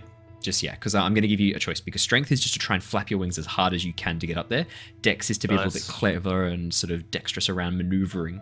16 with hang on, 4 that power. plus should be a bit more. It's the eagle's physical. Oh no, so yeah, it is +3. Never mind. Sorry, scrap that. 16. With 3 to 4 powerful wing beats. There's a moment almost where you think it's too heavy. You're not going to be able to take off. But you focus, concentrate, and sweep down, gaining just enough momentum with this hopping forwards to allow yourself to lift up off the forest floor, off this clearing floor before the forest. Lockie is just grazed by the top of the trees as you pass overhead with him clutching your talons. And as you begin sort of like gaining momentum, you bring your other talon back and hold onto him with both legs to keep him secure. As you sweep over the top of the forest canopy, you can see that it is just green below you. Trees sort of shoot up from the surface. So it almost looks like a green ocean, rising and falling below you as you fly overhead, with these occasional trees shooting up from the surface. These massive banyan grove trees and rain trees just rising high above the canopy. And below, occasionally you catch glimpses of the forest floor below and these red, strange plants. As you fly overhead and stay... actually, that's a good question. How close to the canopy are you flying? Probably high enough that she wouldn't be within like an arrow's range of the ground, but not far enough that like there would be limited visibility. Okay. We've had a comment which I have to read out. This is from Looney1001. I love that you guys picked the only way to travel where you still don't go into the jungle. Good point. Yeah. Into the jungle? More like over the jungle. What can I say? It is a pleasure being a DM for this party. I try and think of everything, and yet I didn't think. Somehow, I did not come up with it. I didn't predict that they would put Lockie half inside a bag of holding, turn Lyra into a giant eagle, strap themselves to her while she flew above the tree line. I didn't think they'd do that. I didn't think they would. I thought to myself, they've just bought some machetes, they've just bought some sickles. Obviously, they're going to use these things they've just paid for. Nope. No. Why would they do that? That's just logic. Why would they do that when they could instead create this monstrosity? Okay. Carry on, everybody. The canopy below. So you're a little bit higher up, so you're keeping a little bit of range and distance from the canopy. In that case, yeah, so you do catch the occasional glimpses through the tree line below. You see occasional reflections of blue sky above and a flash of shadow overhead, which you think is with water below, either rivers or pools, lagoons, swamp water. You're not sure what. The speed you have to maintain to keep keep aloft with this much weight, Lyra, is actually starting to take a bit of a toll. Can I have you roll me a Constitution saving throw, please, in your eagle form, just to see how you're going carrying this many people? Is the saving throw the same modifier It's eagle. as? Oh yeah, she does. It is there's listed there now. It's the eagle. Yeah, it should be the eagle. It is, Owen, saving. Yeah. Okay. this is a bit of a reach, but I'm going to ask you. Yes. I have the spell Yes. Aid, Uh-oh. and it says your spell bolsters your allies with toughness and resolve. If I put the spell all into Lyra, doing it not for the hit point maximum current hit points increase, if I do it purely to give her the strength and fortitude to hold us throughout the whole flight, would you allow that? I will allow her to roll with advantage if you do that. You use the spell Aid. Because, read the spell again for me, just so I can hear the wording. I'll just... Oh, my bad. Don't worry about that. Why is it not popping up? Oh, wait, display in VTT. There we go. Your spell bolsters your allies with toughness and resolve. That's what I'm banking off. Do you know what? Because it is creative, because it is... The wording of the spell implies that it is adding a constitutional effect. I will say that instead of applying the hit point maximum, you can give the eagle form of Lyra advantage on these constitution saving throws to maintain Awesome. being aloft. I think because it's a second level spell, I am going to allow it. It's not what the spell says it does. Yeah, I know. That's But why it's... Yeah. There is, I I will agree, there is a logical argument. And also, I think it is that's a pretty big sacrifice. A second level spell slot, I think that's a sacrifice. Yeah. That you're making there. And we're not even I'll using allow it. any of the actual No. things of the spell No, itself. exactly so, right. No, so for 8 hours, I'm, it's really I'm allowing nice it. though to help Lyra. Yeah. Yeah. So Lyra, in your giant eagle form, you have advantage on these Constitution saving throws, so you may roll again with advantage. I will Alright, allow it got my- because I think it is a got good my- idea. And you yeah, did this- suggest it before she had finished rolling the first con save, so you didn't know what the answer was before you said, "Can I use aid?" So I will definitely allow it. 13. 13 is a lot better than 8. Yeah. There's a moment, Lyra, where you begin to weaken. The weight of even half of Lockie plus Mira plus Jin, and their armor, because they didn't say they took it off to put it in the bag of holding, True. is heavy. You are struggling. Jin, sort of noticing your wing beats becoming more labored and becoming much weaker, places a hand upon the back of your neck and mutters under his breath. You sort of feel this wash of energy, and then this renewed vigor flows through you, and you are able to stay aloft without too much more effort. You carry on. Now, my question is, are you guys headed for the center of the jungle? What are you sort of looking for as you fly above? What is the plan? Lyra's definitely looking for either like a camp or like a clearing where like a path has sort of been cut through. Yeah, absolutely. And is there a direction you're headed? Are you headed... So currently you guys are at the southeastern end of the jungle, or well, probably mid-eastern end. The jungle itself stretches far to the north, a little bit to the south, mostly to the west from your position. Mm. You can see that it gets denser as it heads towards the center of the continent. Do we still want to follow that river? Or at least keep it in sight as it goes further and further into the jungle, into the mountains? Or do we want to actually deviate and try and... Because there's a couple of directions to go. If we follow the river, we can maybe see something, because the canopy won't be as thick. If we're heading to where, say, that tree line was to keep shifting around, I think that's a bit of a different direction. I don't think we would see the track. I think that'd be too sort of too covered. So yeah, Well, maybe the river would be the best option. And a lot of people as well tend to sort of follow rivers if they get lost in forests and jungles and all that. They tend to follow Guaranteed rivers. way to find downhill. You're always guaranteed to find downhill if you follow a river. So maybe we might find actual people along there. It's hard to say. Yes. I guess we'll be looking for any clearings first off, any signs of habitation like Lyra's Yeah. or Ali was talking about before. Perfect. So anything like that. And Lyra, any would you like clearings to- in the river, I guess. Yeah, well, Lyra, I'll get you to roll me a perception check with advantage because these guys are helping look from above, but your eagle eyes will be the Right. sharpest.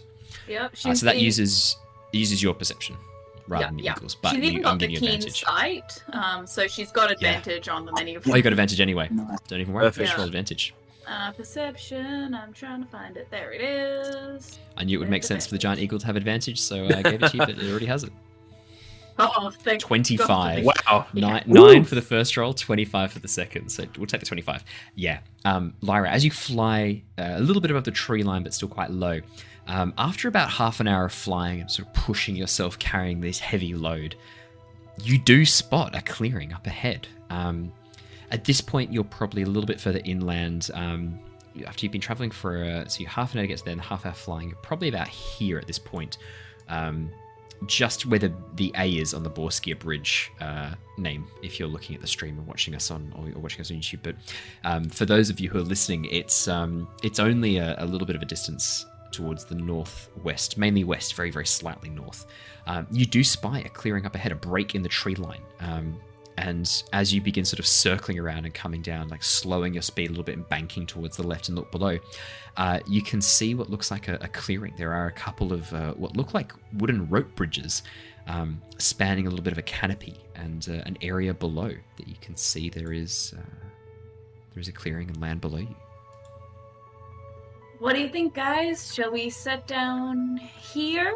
Shall we and try and get their path from here? I think we've gotten a bit of a good head start, or should we keep going? There's a bit of clearing. We can definitely at least get our bearings a little bit more. See, maybe go down, have a look, see what's around, and then if we're not happy with it, we can always go back up. Sounds good. Prepare for landing. No. Fantastic. I will need you to make me a dexterity check as a giant eagle to get through this tree line. So I will. Is Jin helping her? I will be helping with Eldritch Blasts if that makes it any easier to make the descent a bit easier, so no branches or trees are sort of blocking our path. Also, I have my machete out as well as I'm swinging out underneath it. So if anything comes up underneath, I'll just try and give it a chop. Dear God. Okay. Yes. Yeah. You may make this check with advantage, Lyra. A visual. Oh no! No. 7 and a 4, and the 4 is a natural 1. Lyra, as you're coming in, Lockie and Jin, sort of Jin blasting occasionally with his Eldritch Blast, trying to knock out any low-hanging vines. Lockie just swinging like a mad thing, literally just doing like the windmill, like you do in primary school when you want to you scare someone off, you just swing your arms around. Lockie's just doing that with his He's a arms. He's got his machete in one hand. He's a whippersnipper. He's a witness. Hey! Unfortunately, both of them fail to destroy a rather large woody vine blocking two of the tree lines, and you only spot it at the last minute. The shadows from one of the canopies hide it too well from your sight, and as you come in, you coat hanger yourself on this vine, knocking all of the immediately knocking Illyrian, knocking Jin and Mira off your back. I'll need you to make me dexterity saving throws, Jin and Mira, as you are thrown free from the back of Lyra in her giant. Wow, a 3 and Are there ropes? not like, rolling catching really well. them? We do have ropes. We did the have big rift. You've got ropes on. Yeah, exactly right. So the ropes catch you guys, but you still, as you drop, Jin, you still sort of trying to grab onto the rope. You fail to notice a branch coming out from below, and you take a rather heavy knock from this branch. Jim, watch out for that tree. It's only 3. It's only 3 bludgeoning damage. It's not that bad. I thought it was going to be worse than that. It's only 3 bludgeoning damage. I let the lowest roll I could have given you on that. You're Perfect. welcome.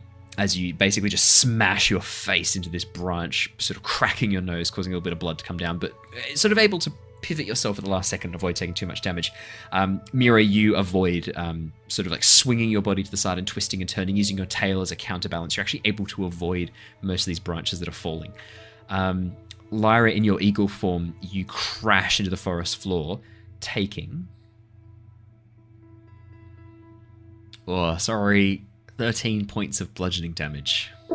That is Lockie, good. as you are held in her claws and can't avoid this, you are smashed into the forest floor as well. You only take 9 damage though, because I didn't roll as badly. Okay. as you are as all of you are smashed to the forest floor. You're at this point.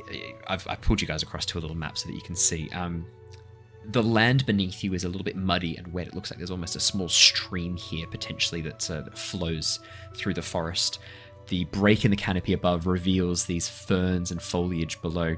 But at this point, you are all bruised, muddy, wet, and still very hot, very steamy, and very warm and humid in the forest. To make everyone feel a little bit better, I'm going to use precipitation to clean all our clothes of mud and grime and muck and sweat.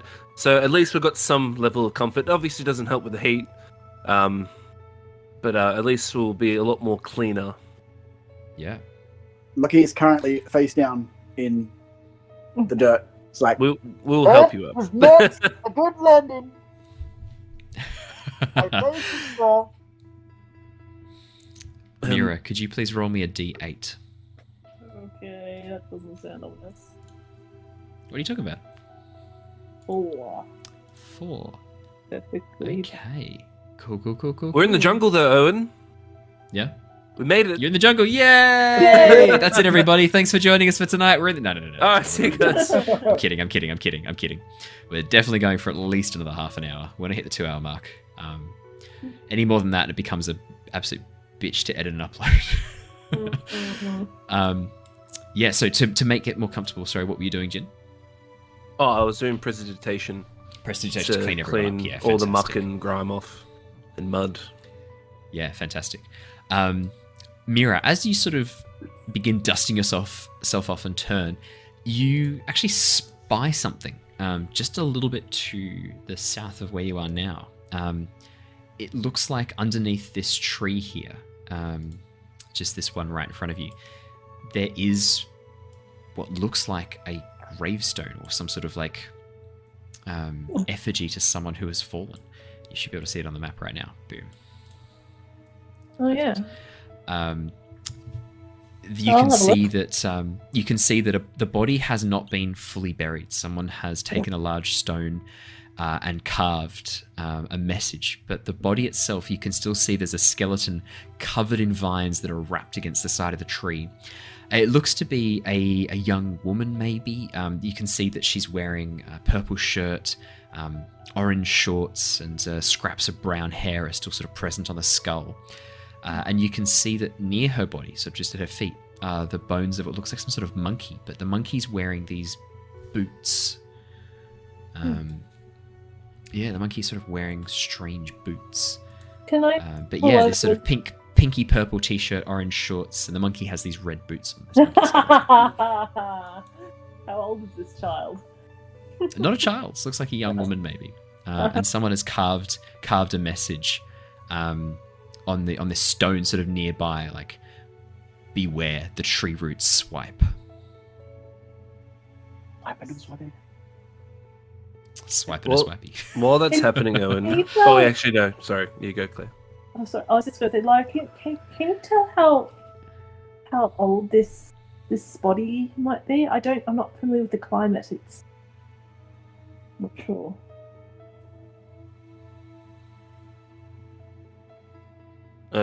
Ali's currently muted in Discord. no. Oh, sorry.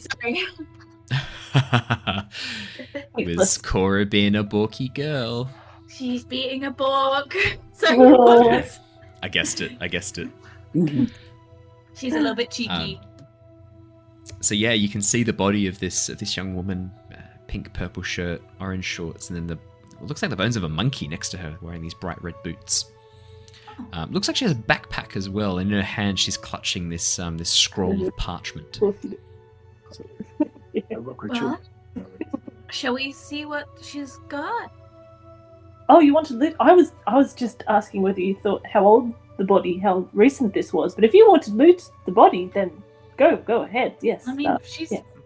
Can she sort of do like a general investigation, like try and figure out how long the body's been here, and just sort of see like if it's been trapped, like. Yeah, I think investigation or medicine check, your choice. Yeah. Okay.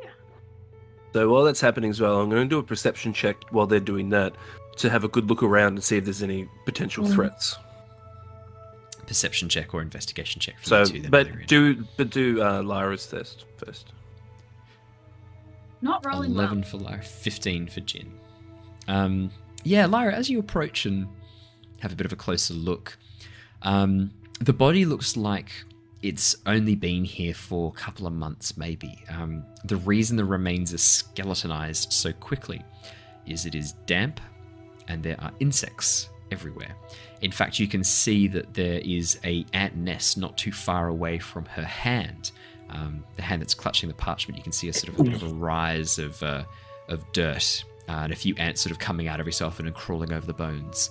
But the vines that have grown through the rib cage and have wrapped around the skull and actually pinned one of the arms to the tree, that looks like it happened before death. Oh. Lyra just sort of points that out to the party, and it's just sort of like, maybe we'll just have to make sure that we avoid any kind of plant-related capture. I mean, even the ants here look nasty. Okay, yes, and stick to the path is what they said, right? Right. Well, shall we walk from here? Don't see why not, yes. It's probably a good idea. I've extracted myself from this bag. As you look, Lockie's legs are gone. No, I'm kidding. Oh dear! Right. Well, I guess I'll sing it from my shoulder.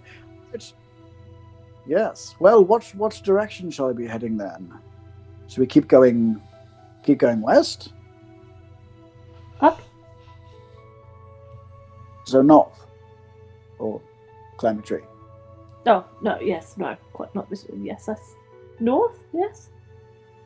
Up the mountain, continue up there. Oh, yes. Yeah. Can we see, Fantastic.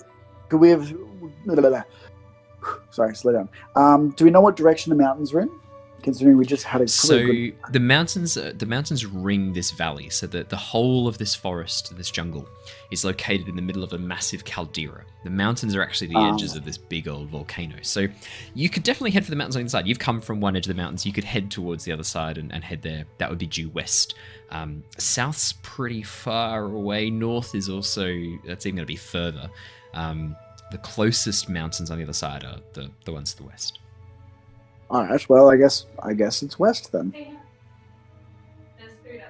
We should probably get to Jin's perception check, shouldn't we? Perfect. Jin, as you begin sort of looking about, taking a moment to keep watch, investigate, you do hear a strange crunching noise coming from over towards the east. This very, very odd, very strange crunching noise, almost like something chewing on bone or rock. Okay. In relation to the map, would east be where it normally? East is right. So east is flipped. So no, my bad. East East is has always to the been right. this way. My bad. Yeah. Brain fart. So it's coming from over this way. Yeah. So as everyone's sort of talking about like the corpse and they're sort of figuring out which way to go, I sort of hush everyone and go, guys, just shh. Can you all hear that? And I sort of let them sort of listen in and try and find and let them see if they can also hear the crunching noise. Yeah, as you all focus and begin listening, you hear this strange crunching noise. This very odd grinding of almost teeth on bone, but it sounds very weird. How close does it sound? Just over the ridge, within 80 feet. I'll be right back. I'll just quickly have a look. I'm pretty sneaky if need be, and I don't have super heavy armor. This armor Yes. Doesn't Sneaky really impact I'm me not. too much. I'll be right back for a quick second. Good luck. 12? Not amazing. Can I just sort of stick some leaves or something in his hair and on him, and then give him the little +4 thing that I can do? Yeah, go on. That's hilarious. So as I sort of get ready to sort of leave, yeah, what do you do? He just sort of scoops up some like leaves and things and sticks it in the mud, and then just like starts painting it over your face. There you go. Now you look a bit more like a tree. Ah, perfect. Yes, so thankful. The presentation just wasn't really for me, I guess, before. I'm happy to be full of grime and mud again. Thank you, Lockie. Oh, you're very welcome. Yes. It's +4, that's a 16. So it's like when you're doing this, like, you know how I'm just like sort of neutral face, just like just accepting the situation I'm in. Not super happy about it, not angry about it. He gets it, but it's like he's just sitting there like, okay. The long-suffering look of someone that hangs around with Lockie. Yeah. Yes, That's thank it. you, Lockie.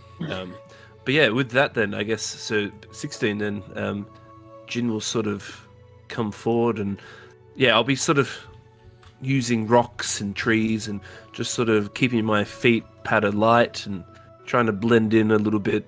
Obviously not used to stalking through the jungle, but I'll give it a go and I'll try and have a bit more of a look further in. Yeah, absolutely. Yeah, as you begin sort of moving through and creeping around, you see down in a little pit towards the east as you sort of creep a little bit further. Can you see that on the map? I can. Fantastic. Down in a little pit in amongst some flowers is a large collection of leaves and vines which are currently devouring a humanoid-looking corpse, pulling it apart and devouring it. Humanoid corpse. As it is literally just it's very hard to make out what this was now. It's just being consumed. Is there any around the whatever this is? Is there any Just this identifying things at all, like clothes or anything? So it's just this. No, they're being consumed. It's Okay. It's basically imagine a series of 7 or 8 large leaves, and I'm talking like 2 or 3 meters tall, about a meter wide, large leaves that have these sharp pointed spines rising slowly around a central figure that is being torn apart by vines in the very center. Oh. Feed me. Yes. Is that what you were asking for? That's what we were doing, yes. Cool. What did Boys, you happy guys to say? I didn't oblige. hear it. What did you say? It's a little shop of horrors. Okay. Feed me, dude. Feed my Seymour! Feed me. Feed Um, me. Yeah. So that's all I see though. I don't see anything else. Okay, I'll sort of creep back to the party and I'll sort of go, I don't really know what it is. I've never... It's, Yet again, the jungle keeps sort of taking my words away from me. It's like these big leaves and vines eating a corpse. Like slowly or actively? It's happening right now. Well, actually, yeah. Is it pretty quick or is it slow, Owen? The devouring. Oh God! Like how? What's quick to devour a corpse? So when I was devour? watching though, like, was it like? So it's not moving rapidly. You're not seeing like these flashing moving tentacles. It looks like it's not. It's taking its time. It is devouring this being slowly. The creature in the middle is already dead. Like a snake would, yeah. It's already dead. Whatever this creature was in the center, it's definitely dead. It's just slowly pulling apart its prey to consume it. It's fairly slow. It's ripping it apart piece by piece and devouring it at its own pace. Doesn't seem like the thing we want to tangle with. No, I guess we'll not go near that thing. It does look like there's some pathways here, maybe, that we could use to go a different path if you wanted to. I'm not sure. we could maybe go around it and be quiet. We can continue flying. I mean, like, I'm sure we could take it, maybe. I have no idea what it is, but it doesn't look like it'd be an easy fight by any means. I mean, I'm not exactly stealthy in this armor. Not just No, putting that out there. you know, we're not very stealthy as it is now. I mean, we can try and fight this thing. Otherwise, Lockie, get back in the bag. Put Lucky in the bag on the back. Like I have. Nobody puts Lucky in the bag. The one thought that intrigues Like me sit is there. that. Oh, sorry, Michael. What are you saying? No. It's I was like making a stupid joke. Oh, okay. Sorry, I didn't hear it. Dear me. No, but the one thought that does intrigue me is that if there's a corpse there, that means that someone has come through here and been devoured by this thing. I couldn't figure out what it was. It was just a humanoid shape, no identifying features of any race, no clothes. It was just being completely devoured and unrecognizable. So, but the one good thing is, we're on something's track. That's true. What is that? Not sure yet. Also, the other good thing about that news, except for that poor fellow, unfortunately, is that plant or whatever it is well, it's busy at the moment. So Yes, Probably not that is looking also for- true. maybe we could just try and slink past it, or Let's try and sneak past it. okay. Okay, well, I Okay. guess we're going to I'll try get and some sneak stealth checks around. then, everybody. This will be fun. Who knows? So... 12 from Jin, very nice. 16 That's my- from Mira, very nice. Lucky! What the? So, 18 and 21 from Lockie. We'll take the 18. do you want my 12 still from before, or do you want me to roll a new one? Oh, that's right. That was your previous one. No, look, I'm happy to keep that. That's fine. Okay, that's not Um, too bad. 12 So then it's for technically Lyra. it's still 16 then from Lockie's thing. Yeah, he used to D4, didn't he? Yep. I was on D4, It's just a just straight plus 4. It's just four, sorry, yeah. So Uh, 16, 16, 18, 12. Yeah, your average is Fuck pretty yeah, that's fantastic nice. as a party. Yeah, you guys are free to start heading through. Are you trying to stick to the pathway, or Well, does the pathway sort of go up here?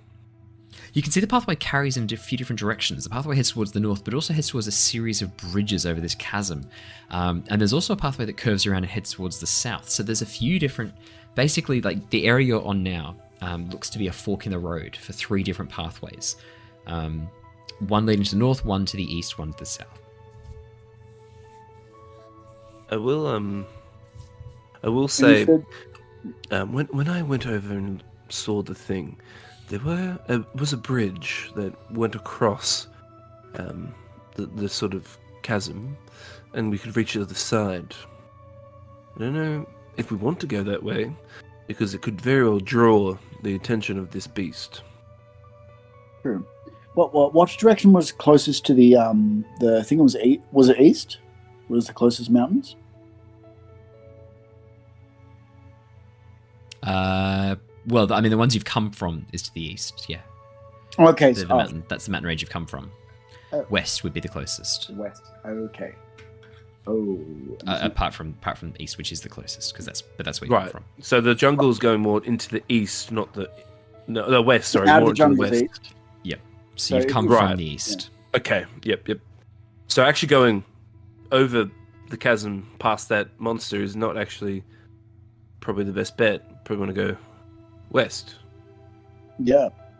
which is the other Well, way. at this point, because you've sort of flown north a bit and gone to the west, you're now actually a lot more closer to a sort of a central point within the jungle. So there's no wrong direction. Okay. And you don't know where you're headed for a start as well. Like you don't know your destination. So I would Yeah. say that there's not really a wrong direction you guys can go. Oh, okay. But the pathways are as you see them. Well, I would suggest to the party not to go this way, just because going over that bridge could alert the monster to, even if we got good steps, like, we're still going over a bridge. Don't know how structural it is. So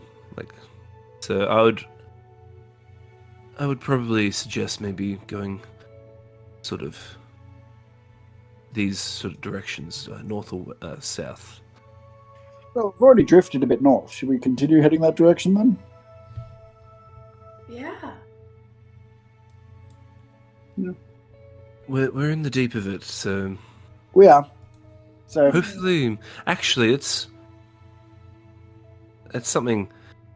Maybe we should have a quick look, see if there's any tracks around. Maybe we can actually track some of these parties that are moving through the jungle. We have no idea where the humanoids are actually going when that humanoid got caught. So maybe we should have a quick look. Does anyone adept at tracking or anything like that? Like, I can give it a go. Is that a But survival skill? Yep. yeah, so in metagame, at a game, it's survival skill. Yeah. Tracking is definitely one of my things. Druid. Can Lyra sort of... Survival check, yeah. Mhm. Roll me a I'll give her a survival help check. action too, by the way. Oh, that natural one had come through before you said that. I hadn't But seen I will the allow it roll because you there. had said before that you would help us, so that's fine. Yeah, You may roll with advantage, Ali. Oh my god, thank god. Where is Natural it? one for a Go total on, of it's 8, Well, and because- then your second Yeah, roll. because the way I sort of said it is we would sort of all spread Yeah. out too and sort of look together. 25, Oh my that's a God. bit better. Hey. A bit better. So you can see there are a number of tracks, Lyra. There's a few footprints that look to be those of someone wearing boots. They actually head directly east from your position towards the bridges. There are also strange tracks that you don't recognize. These sort of, you'd swear they were like snake tracks, but very heavy, heading towards the north. And they actually don't really seem to go too close to the path. They sort of seem to stay off the path and actually move through the tree line as if they were avoiding being seen, perhaps, or staying out of sight of the pathway, but adjacent to it. Well, guys, we've got two options. We can follow the human or humanoid boot prints traveling to the east, or the sneaky kind of snake person tracks going to the north. I think that second option definitely sounds like a go. Yes. Sounds like All right. got a couple of questions to them. Quick, the only thing is, aren't we tracking Varum? Wouldn't that be the cultist boots? I think if we can get an ally in this jungle, it sounds like the enemy of our enemy is our friend. If they've been attacking snake people, they're not going to be friendly. They might know where they are. That's a good point. Very good point, Mira. It's all about networking, Jen, you know. Ah, yes, networking. I'm very aware of that, living in, Palin. Well, that's pretty much a jungle in itself, so... Yes, the concrete jungle.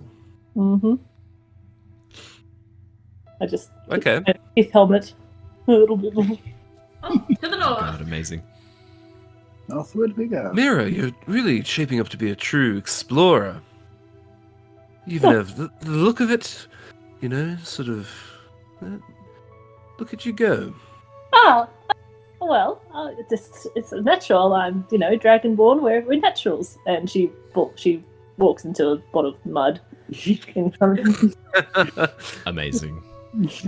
She was actually So, been yeah. applying. Actually, she's been applying the insect repellent Yep. the whole Cool, time. cool. So the insect repellent they're like citronella sticks. So it's something you light and carry with you rather than Oh, okay. spraying on your body. Okay. Yeah, it's a repellent rather than a it's not like Mortine. Oh, it's not like the Bushman's. It's not like It's Bushman's. not Bushman's. It's not Bushman's. It's not Bushman's. It's a citronella stick essentially, but hardcore. Hardcore. Hardcore. Oh, Hardcore citronella. This ain't your mum's citronella. Yeah, so what are you guys doing? What would you guys like to do? Travel through, I think, Lyra's just sort of want to be keeping an eye out to see if like we're being followed or if there's any movement in the forest or anything. Are you still a giant eagle, by the way? No, she No. dropped. Yeah, she dropped that form. Okay. So so she still has aid for another 8 hours. Would that just mean that she goes into another giant eagle form, she could have Exactly. It'll carry through. those? Yep. Cool. So, where are you guys headed? What are you doing? I think we're going north. Trying to Okay. follow these more snake people-y tracks. So you're going to follow the tracks off the path, or are you going to stick to the path? Important question. Uh, Because it looks like they're running parallel to the path, but it's going to be tough going sort of bush bashing through the jungle Probably on either side of the staying path. on the path, but keeping an eye on the tracks, maybe. Yeah. Okay. Yeah, and absolutely. Lyra, So Lyra, rolled you'll be pretty keeping an eye high, on the so tracks. hopefully Yeah, she can be able to do 25. that. So she'll be keeping an eye on the tracks. Yep. Fantastic. Feel free to move, you guys. You can move yourselves on the map. My hands are up here. I'll let you guys move yourselves. Well, I guess. No, this is Mira north. immediately I went goes the wrong way. Immediately, Mira goes the wrong way. This is good too because this means we Oh, avoid. Oh, Lyrian, I'll stop you right there, buddy. As you step onto this part of the pathway, back you go. As you step onto this part of the pathway, the ground feels squishy for a moment, and then with an explosion of rock and dust and earth, large tendrils emerge from the earth, whipping around you. Could I have you make me a dexterity saving throw, please? 14. That is not enough. Can I let me- use my advantage Yes. from last session that I got from the Twitch chat? Yes, I kept I'll that. mark it off. I'll mark it off. It is gone. There you Let's go. hope So that I has get a been better taken roll. off. Oh, Natural boy. 20. You are able to duck and weave out of the way as it attempts to basically this giant flower, almost this green tentacle flower, bursts up out of the earth, tentacles whipping forwards as it goes to snare you. Now the question is, do you avoid that? Does a 17 hit you, Jin? No, it doesn't actually. I got 18. Okay, then you dodge both. As this tentacle sort of, there's massive tentacles with these spikes flings towards you, you nimbly jump back out of the way, avoiding it. That will be initiative from everybody, I think. Yeah. I'd like to say thank you.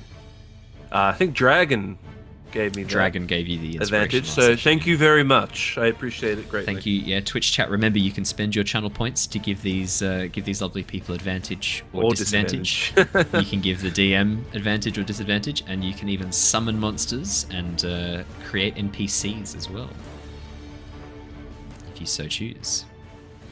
Fantastic. So we've got Lockie 13, Illyrian 12, Mira 5, Lyra 3, but the Not the best flower, the rolls. carnivorous flower, is still first with I got an initiative of 19. Ooh.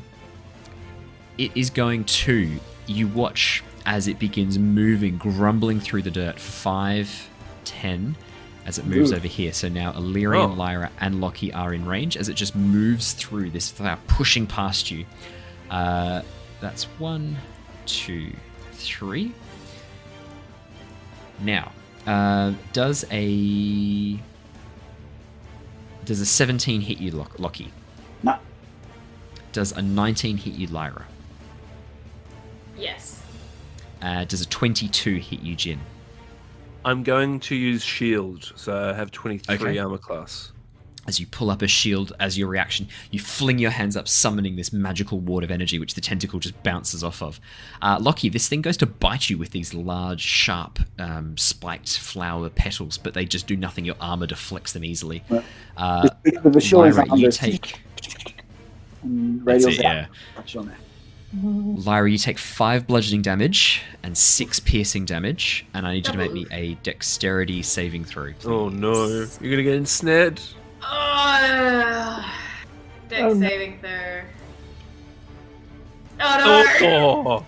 Oh, Oh, Lyra, you are wrapped up in a tentacle. You are currently restrained. Uh-oh.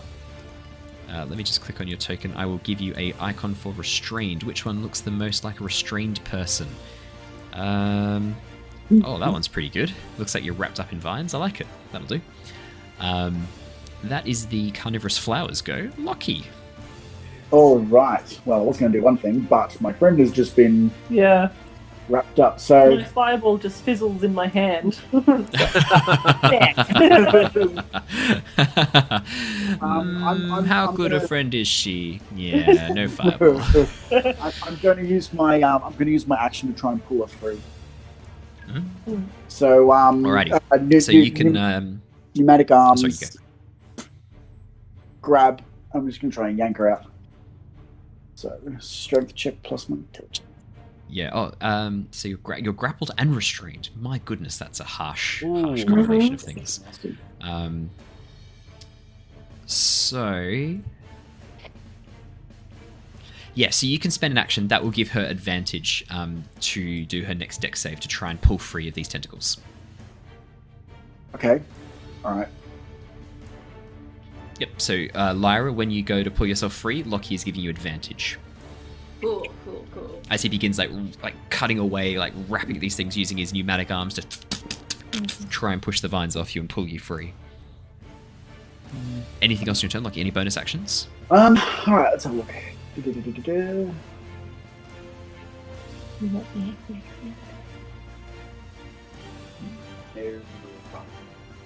Doesn't look like just like. Actually, yeah. He'll use his bonus action to activate his defense field. So he's put two like sort of like large arms hooking around the back of Lyra's underhooks under Lyra, and put his foot on the thing. He's getting ready to pull back, and he's going to activate the defense field for another 8 hit points. Okie dokie. Fantastics. Jin, you're up next. Okay, I'm going to use my bonus action to cast Hex on Fantastic. this Yeah. thing. I'm going Give it a hexed to symbol. I like that symbol for hex. elect it to have disadvantage on ability checks. For strength. I thought so. Very nice. So it could That'll because come in it handy. might do some grappling and all that. So that's actually where Hex could actually be really good. So yeah, I'll cast Hex. Fantastic. And then I'm really And close any at the action? moment. Yeah, I'm just. So I'm going to try. Because it's. So is Lyra wrapped up in a. Lyra is currently, a tentacle is wrapping around her, pinning her to the ground, keeping her restrained and grappled. So It looks like it's going to start pulling her into its jaw. could I make a longsword attack at the tentacle? Yes, so it'll be slightly and- harder to hit, but yeah, that could help her escape, absolutely. Okay, cool. I will do that. Yeah, So let's make it. So I'll do this as a booming blade as well. nice. don't Can you? think- Yes, you can. It's an action. Yeah, it's a cantrip, Yeah. cantrip action. Yep. And it's a cantrip, so I can do Yep. that. I don't think that would affect Lyra in any way. So Let's see that roll. If I do this, no. So that's not how I thought it would work. I'll do the attack roll first. Yeah, do the attack roll first. 22. 22 is going to hit, yeah. So 13 slashing, and then is that 1 thunder damage? Yeah, I think it's I think it rolled a 1 first, and then the 9 was Yeah, second. and then the 9. So 14 damage total. Oh wait, Lyra, actually, is it both? I think I rolled 2 d8s. Hold on. Double check. You're level 8, so it should be the leveled up cantrip, so you should get 2d8s for it. So take off an additional 8. So at 5th level, the melee attack deals an extra 1d8, and the damage that target takes from moving increases to 2d8. Oh, moving. So that's the 9 is if it moves. Cool. Yes. So the 9 yes. is if it moves. That makes sense. Lyra, as Illyrian sort of ducks and weaves and slashes at the tentacle, holding you in place, and does this booming, thunderous strike, you are actually given a chance to escape now because he has targeted this tentacle specifically. You could roll me a dexterity saving throw right now as a reaction if you choose. Yes. Dex save. And you have Is that advantage, normal? and you- Oh, yeah, advantage. Yes, because Lockie's helping you. Come on. Maybe. 13 and 7. Oh, I'm sorry. Can I give her a 4? Can I give her a +4 with my what's he? You That haven't is a used your reaction. reaction, so yes, you can. Ah, sweet. Reaction. Yeah. Lockie hasn't used it. Lockie, and that kind of makes sense thematically with the action that you're doing to try and pull this thing free. As Lyra tries to squirm free, the thorns and the spikes on the edge of this, cutting her and holding her in place, you are able to wrap and pull before Lyra is able to wriggle free, only taking a few minor cuts. She pulls herself free. You are no longer grappled and restrained, just in time as well, I might add. Woohoo! Thank you. Fantastic. And that hex, is that the extra damage it takes from hex? Yeah, I didn't do it before, so I just did it then. 6 necrotic. I'll do that right now. Fantastic. Anything else on your turn, Jin? I've used my bonus action. I've used my main action. No, I'll just stay where I am. I'm not gonna Cool. I'm not gonna do any opportunity attacks. I'll Fair provide enough. it with many different opportunities, so it'll sort of alleviate a bit off Lyra. Yeah. Mira. Yeah. All right. What would you like to do, Mira? Bring it in. Bring it down. Yeah, she's still in the It's range. Lord of the Rings reference. Bring it down. Bring it down. Bring it down. Bring it down. Is it looking at? Well, I bet it's not going It's to not a like. mummical. I am casting just a good old firebolt, Firebolt, fantastic. but I get a +5 because it's my draconic Elements. the heritage. Yeah. So that's 17, That's going to hit. 3, 4, 5, 6, 7, 8. And I bet plants don't Very like fire. nice. Yeah, the plant does not like fire. Could you roll me a d4, please, Mira? Oh, it's a 1. One of the tentacles takes most of this fire damage and withers and burns from the flame as you shoot this firebolt at the plant creature. It doesn't make any noise because it doesn't make vocal cords, but the tentacle writhing becomes more vigorous as the plant begins chomping harder and harder. Anything else on your turn, Mira? Can I look beyond and see if there are any more of them around? Like, cause it Yeah, was make me a perception check as you have a bit of a look around. Yeah, I'm just because there's more. Or investigation, either. Alright. That's a 10. 10. This thing was so well disguised and buried under the earth, you have no idea how many more of these things are here. You could be walking in a minefield right now. There could be hundreds of them, and you'd have no idea. Equally, there could be none. Yeah. Sweet dreams. Thanks. Anything else in your turn, Mira? No, I'm really just waiting for everyone to get clear before I Yeah. load off on it. Lyra, before you unleash your hot load all over the... Exactly. Sorry, yep. Lyra, your turn. Exactly. Alright. Lyra's- Sorry, children. Wow, this is a Cool. PG Sorry, rate. children. We had Dora the Explorer before. Come on. Sorry. She was dead. You mean her corpse? Yeah. None of you took her backpack or her map, which I thought was interesting. Lyra. Okay, so Lyra's going to shout at the plant and just say, "Bad plant." And, Naughty Make me an plant, intimidation naughty. check. Make me an intimidation check, just for fun. Yeah. okay. Go on, just because it's funny. With my +0. Fantastic. 10. Plant doesn't seem to respond. Carry on. Not surprised. Then she apologizes to Mira for not clearing the way, turns into a giant constrictor snake as a bonus action, and does constrict on From the plant. on the plant. Oh, how the And turns because she's have on tables. opposite sides, can I take that with advantage because of the flanking? No, so the way we do flanking is you get a +2 modifier. Rather than okay. advantage. It's such It a is long better. story why we do this. The reason is that flanking is a wee bit bullshit with the Yeah. advantage. So one of the variant rules that I saw, I think it was Chris Perkins who proposed it, was that you get a +2. So it's a little bit like cover. It's like anti-cover. And I was like, fuck, that's great. Like that makes a lot of sense to me. Because it's It does like make more sense. with it makes way more sense, right? Like, yeah. So that was one of the variant rules that I use in my games. If I haven't said it before, I'm really sorry. Normally, I do try and say all my variant rules before I start, but if I miss that one, I do apologize. That That is is a all variant good. rule I operate. What about pack tactics? No, that's fine. That's advantage. Sure. Sweet. That's rules as written. There you go. There's your. I'll just send you. Hide you. There's your Lyra snake. I think you should have control of that. Yep. Perfect. So is that 15, 16, 17 to hit then? With the plus 2? Yes, that's gonna hit. That's gonna hit. Cool. Cool. And then I need a escape DC. Oh. Dexterity? Yeah, I think so. Hang on, let me pull it back up again. Yeah, it would be. Yeah. DC. Yeah, escape DC. I rolled. So it is.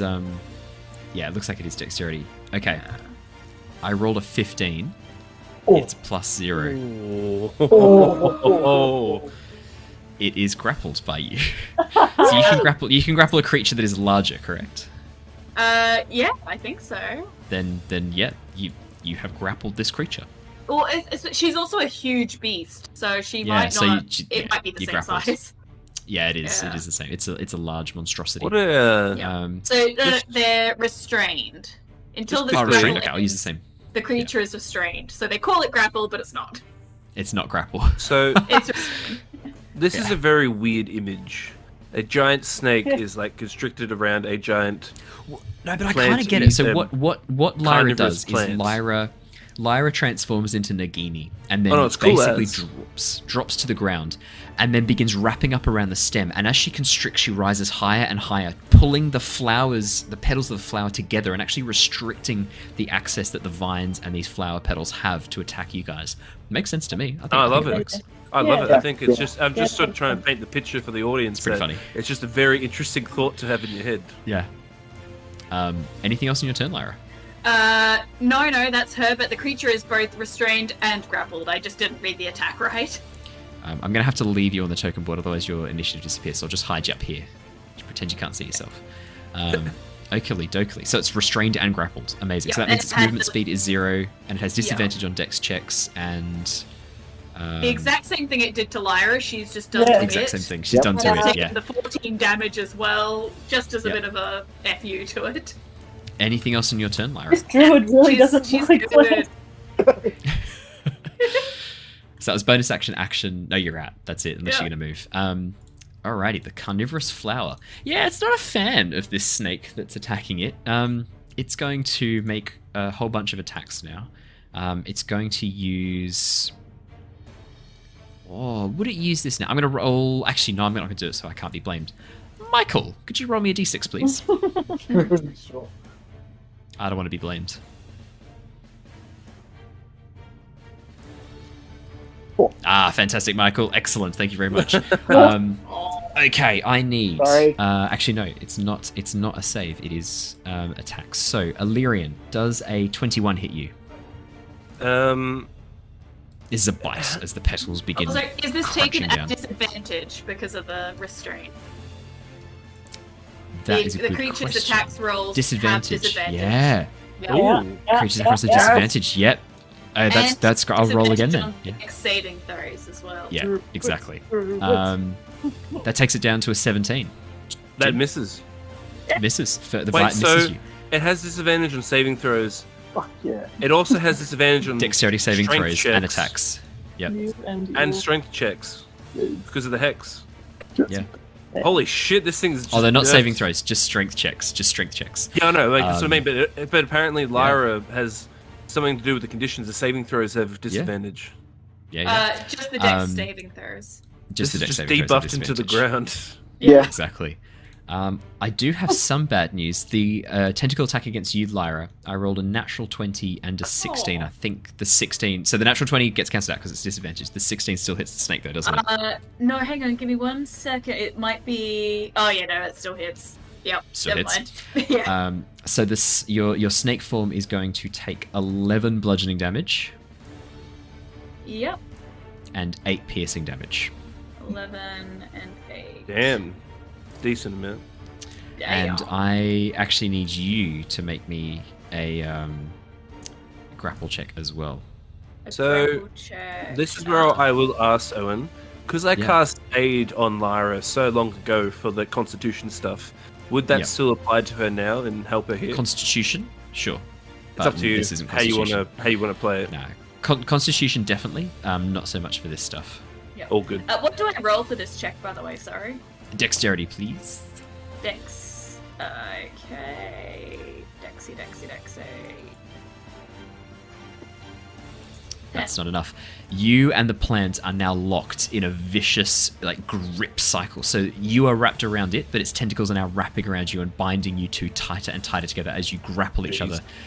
You've essentially become what's the snake eating its own tail? Ouroboros. Ouroboros, thank you. You've essentially become Ouroboros, but with a plant in the middle of it. The next attack is going to be at Lockie. Is it disadvantage? Actually, no, it's still going to go for you. You're wrapped around it. It's going for you. Sorry, Lyra. It doesn't like you. Rip. Does a 13 hit the snake? 22 is the first roll, 13 for the second. 13 doesn't hit the snake? It would normally be a 12, but thanks to my armor, But it's your 14. armor. Yep, 14 is your DC. Fantastic. No, it's unable to attack you. It can't move. Lockie, your turn. Alrighty. So when Mira hit it with fire before, it seemed to react pretty badly, didn't it?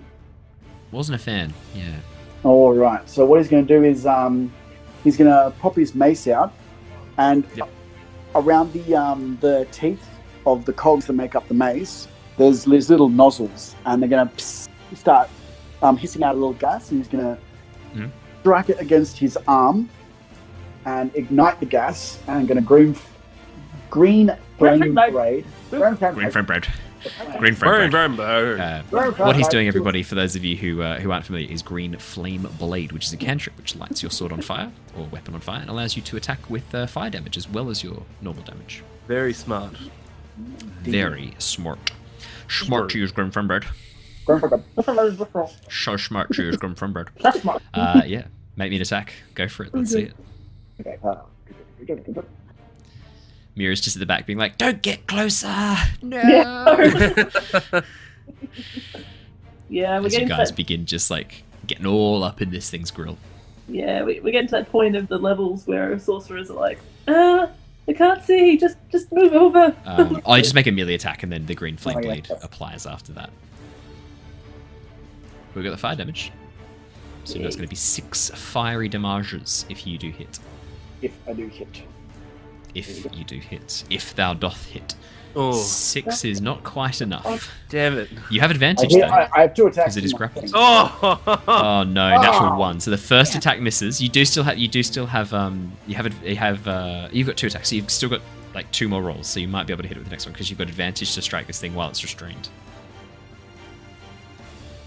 15's good. Can you get in that 20? Can I get in that 20? Can you get in that 20? No, it's another natural 1. So 15 does hit. Would you like to roll me mace damage, and then I'll add the 6 fire damage right now. Yep, 5 damage. 5 bludgeoning, 11. 5 fire damage. Oh, it does not like the fire damage. Can you roll me another d4, please, Lockie? Yeah. Oh, not another one. Sorry. Can you roll me a d4 like Mira did before? Yep. I lost my mouse. If you roll a 3 and above, fun things are going to happen. Come on, 3. Come on, 3. 1. No, it's another tentacle just burns. Another tentacle just burns. Nothing fun. Anything else on your turn, Lockie? Bonus action? No, I think that will do it for now. Yeah. Jin. So You can just see that's deathlock of the snake and the flower. is just it wrapped so around each other? It's restrained and it's grappled, or those are the conditions? Grappled and restrained. Yep. So does that mean so hold on, that's just 5, 10, 15, 20. Could I go there and not get an opportunity attack? No, you can't get out of its range without taking an opportunity attack, but it does have disadvantage to attack you. Yeah, alright, let's do that. I'll move out here and go there. Cool. But it'll get the attack. Oh my goodness, another natural 20 wasted with disadvantage. 18? 18 does hit. It's not too bad. 7 bludgeoning and 7 piercing. Could be worse. I'm just looking. Oh no, we'll need a dex save as you try to move out of range, actually. Well, that's what I'm It's thinking. tactical. I might use Yeah. another shield quick. Yep, I may okay, as cool. well. It sucks Yeah, that I whip have up a to, shield. but I'm happy to get out the way a little bit. Yeah. You whip up another shield, blocking this attack, and you've got shield up until your next turn. I'll give you a little shield. Little shieldy boy. But I'll say where I am. Yep. Eldritch Blast. Eldritch Blast. Eldritch Blast. Go on. Blast. So that's my reaction done though for the next following turns. Yep, that's right. All right. Instead of Hexblade's Curse, I'm actually going to chuck a Bardic Inspiration on Lyra. Yep. So she gets a. I'll just chuck it in quick, so she can have a. So Ellie can look at it. Basically, you get a D8 though, to ability check, attack roll, or saving throw. So that could really help you with your Death Grip. Yup. It's gonna be So, awesome. as I sort of dance out of range and I chuck up my shield as a tentacle comes and sort of attacks me, I'll sort of pop out of range and I'll bring out my lute and I'll start playing some it wouldn't be like relaxing, it'd be very sort of quick, sort of like almost like a riff, just getting it out there and just the music sort of comes, just stuff like that, and the music comes through and just hits Lyra, envelops the snake, and becomes and she feels a bit more like her strength is sort of formed in her. Absolutely. Mira, And you are I up next. do have my main action still. Oh, Yeah. sorry. And I'm going to do the Eldritch Blast. Eldritch Blast. Blast him. Let's see it. So I get 2. Yep. Yeah, 2 beams. Okay, so first beam. Wait, is it an advantage? That's a good question. It says attack rolls against have advantage. So Okay, I so it would doesn't- say that it's not, because that's just attack rolls, not ranged attack rolls. Okay. Well, let's do one anyway. 24 hit. That hits 7 bludgeoning damage, or 7 force damage. Sorry. 7 and 3 necrotic. Yep. Total of 10. 17 hit. 17 hits. So that's 12 force damage. Plus And 6 necrotic. Ooh, chipping away. So some nice damage there. Yeah. That's everything done, really. So I'll Mira, pass it over to jump on Mira. in there. Oh, I'm just gonna firebolt the thing again. Go for it. Yep, that was last. Any sorcerer stuff? Nope, just going to get in there with a firebolt. Firebolt. 11 damage, It's plus your fire- 5 elemental. Yeah. Would you like to Any- roll me a d4, please, as you cast Yes. quite a bit of fire damage? Yes. Now it's just a 2 or above. It's going to be fun. Yes. Hey! 3 is it. As the plant, something in the core takes a huge amount of damage. Fire burning inside. The plant explodes. It just detonates into a ball of fire and acid. Lockie, Lyra, 5, 10, Mira. Jin, you're just out of range. Lockie, Lyra, and Mira. I need you Very to make me lucky. constitution saving throws as this thing explodes, spewing spores and some sort of toxic sap all over you. Oof. Cons. Well, 12 for Mira. Would this be considered poison? I believe it's acid, unfortunately. Yes, it is acid. 12, 14, 21. Lyra and Lockie, you're taking half damage. So Lyra, you Sorry, can Mira. use. Oh wait, no, you've Your already bardic. you passed it. Actually, Half don't worry damage, about yeah. Woof. Okay, so Mira, you're going to take 14 points of acid damage. Lyra and Lockie, 7 points of acid Not bad. damage. Cool, doesn't get anything. But you are now out of initiative. And that is where we're going to wrap up for tonight. We'll come back for the aftermath of that and the further jungle Perfect. exploration next session. So thank you so much, everybody, for joining us. We will be back next Wednesday for more shenanigans. I will probably be back before then doing another stream, possibly Sea of Thieves with Jared and Harley. Definitely doing some VR streaming as well this weekend, so look out for that. Until then, stay safe, stay well, and we will see you all again later. Farewell, everybody. Hey, everybody. Hey guys. Bye. And thank you for joining us for episode 42. Thank you very Crazy. much. Crazy. Thanks, guys. We'll see you later. Bye. See yous.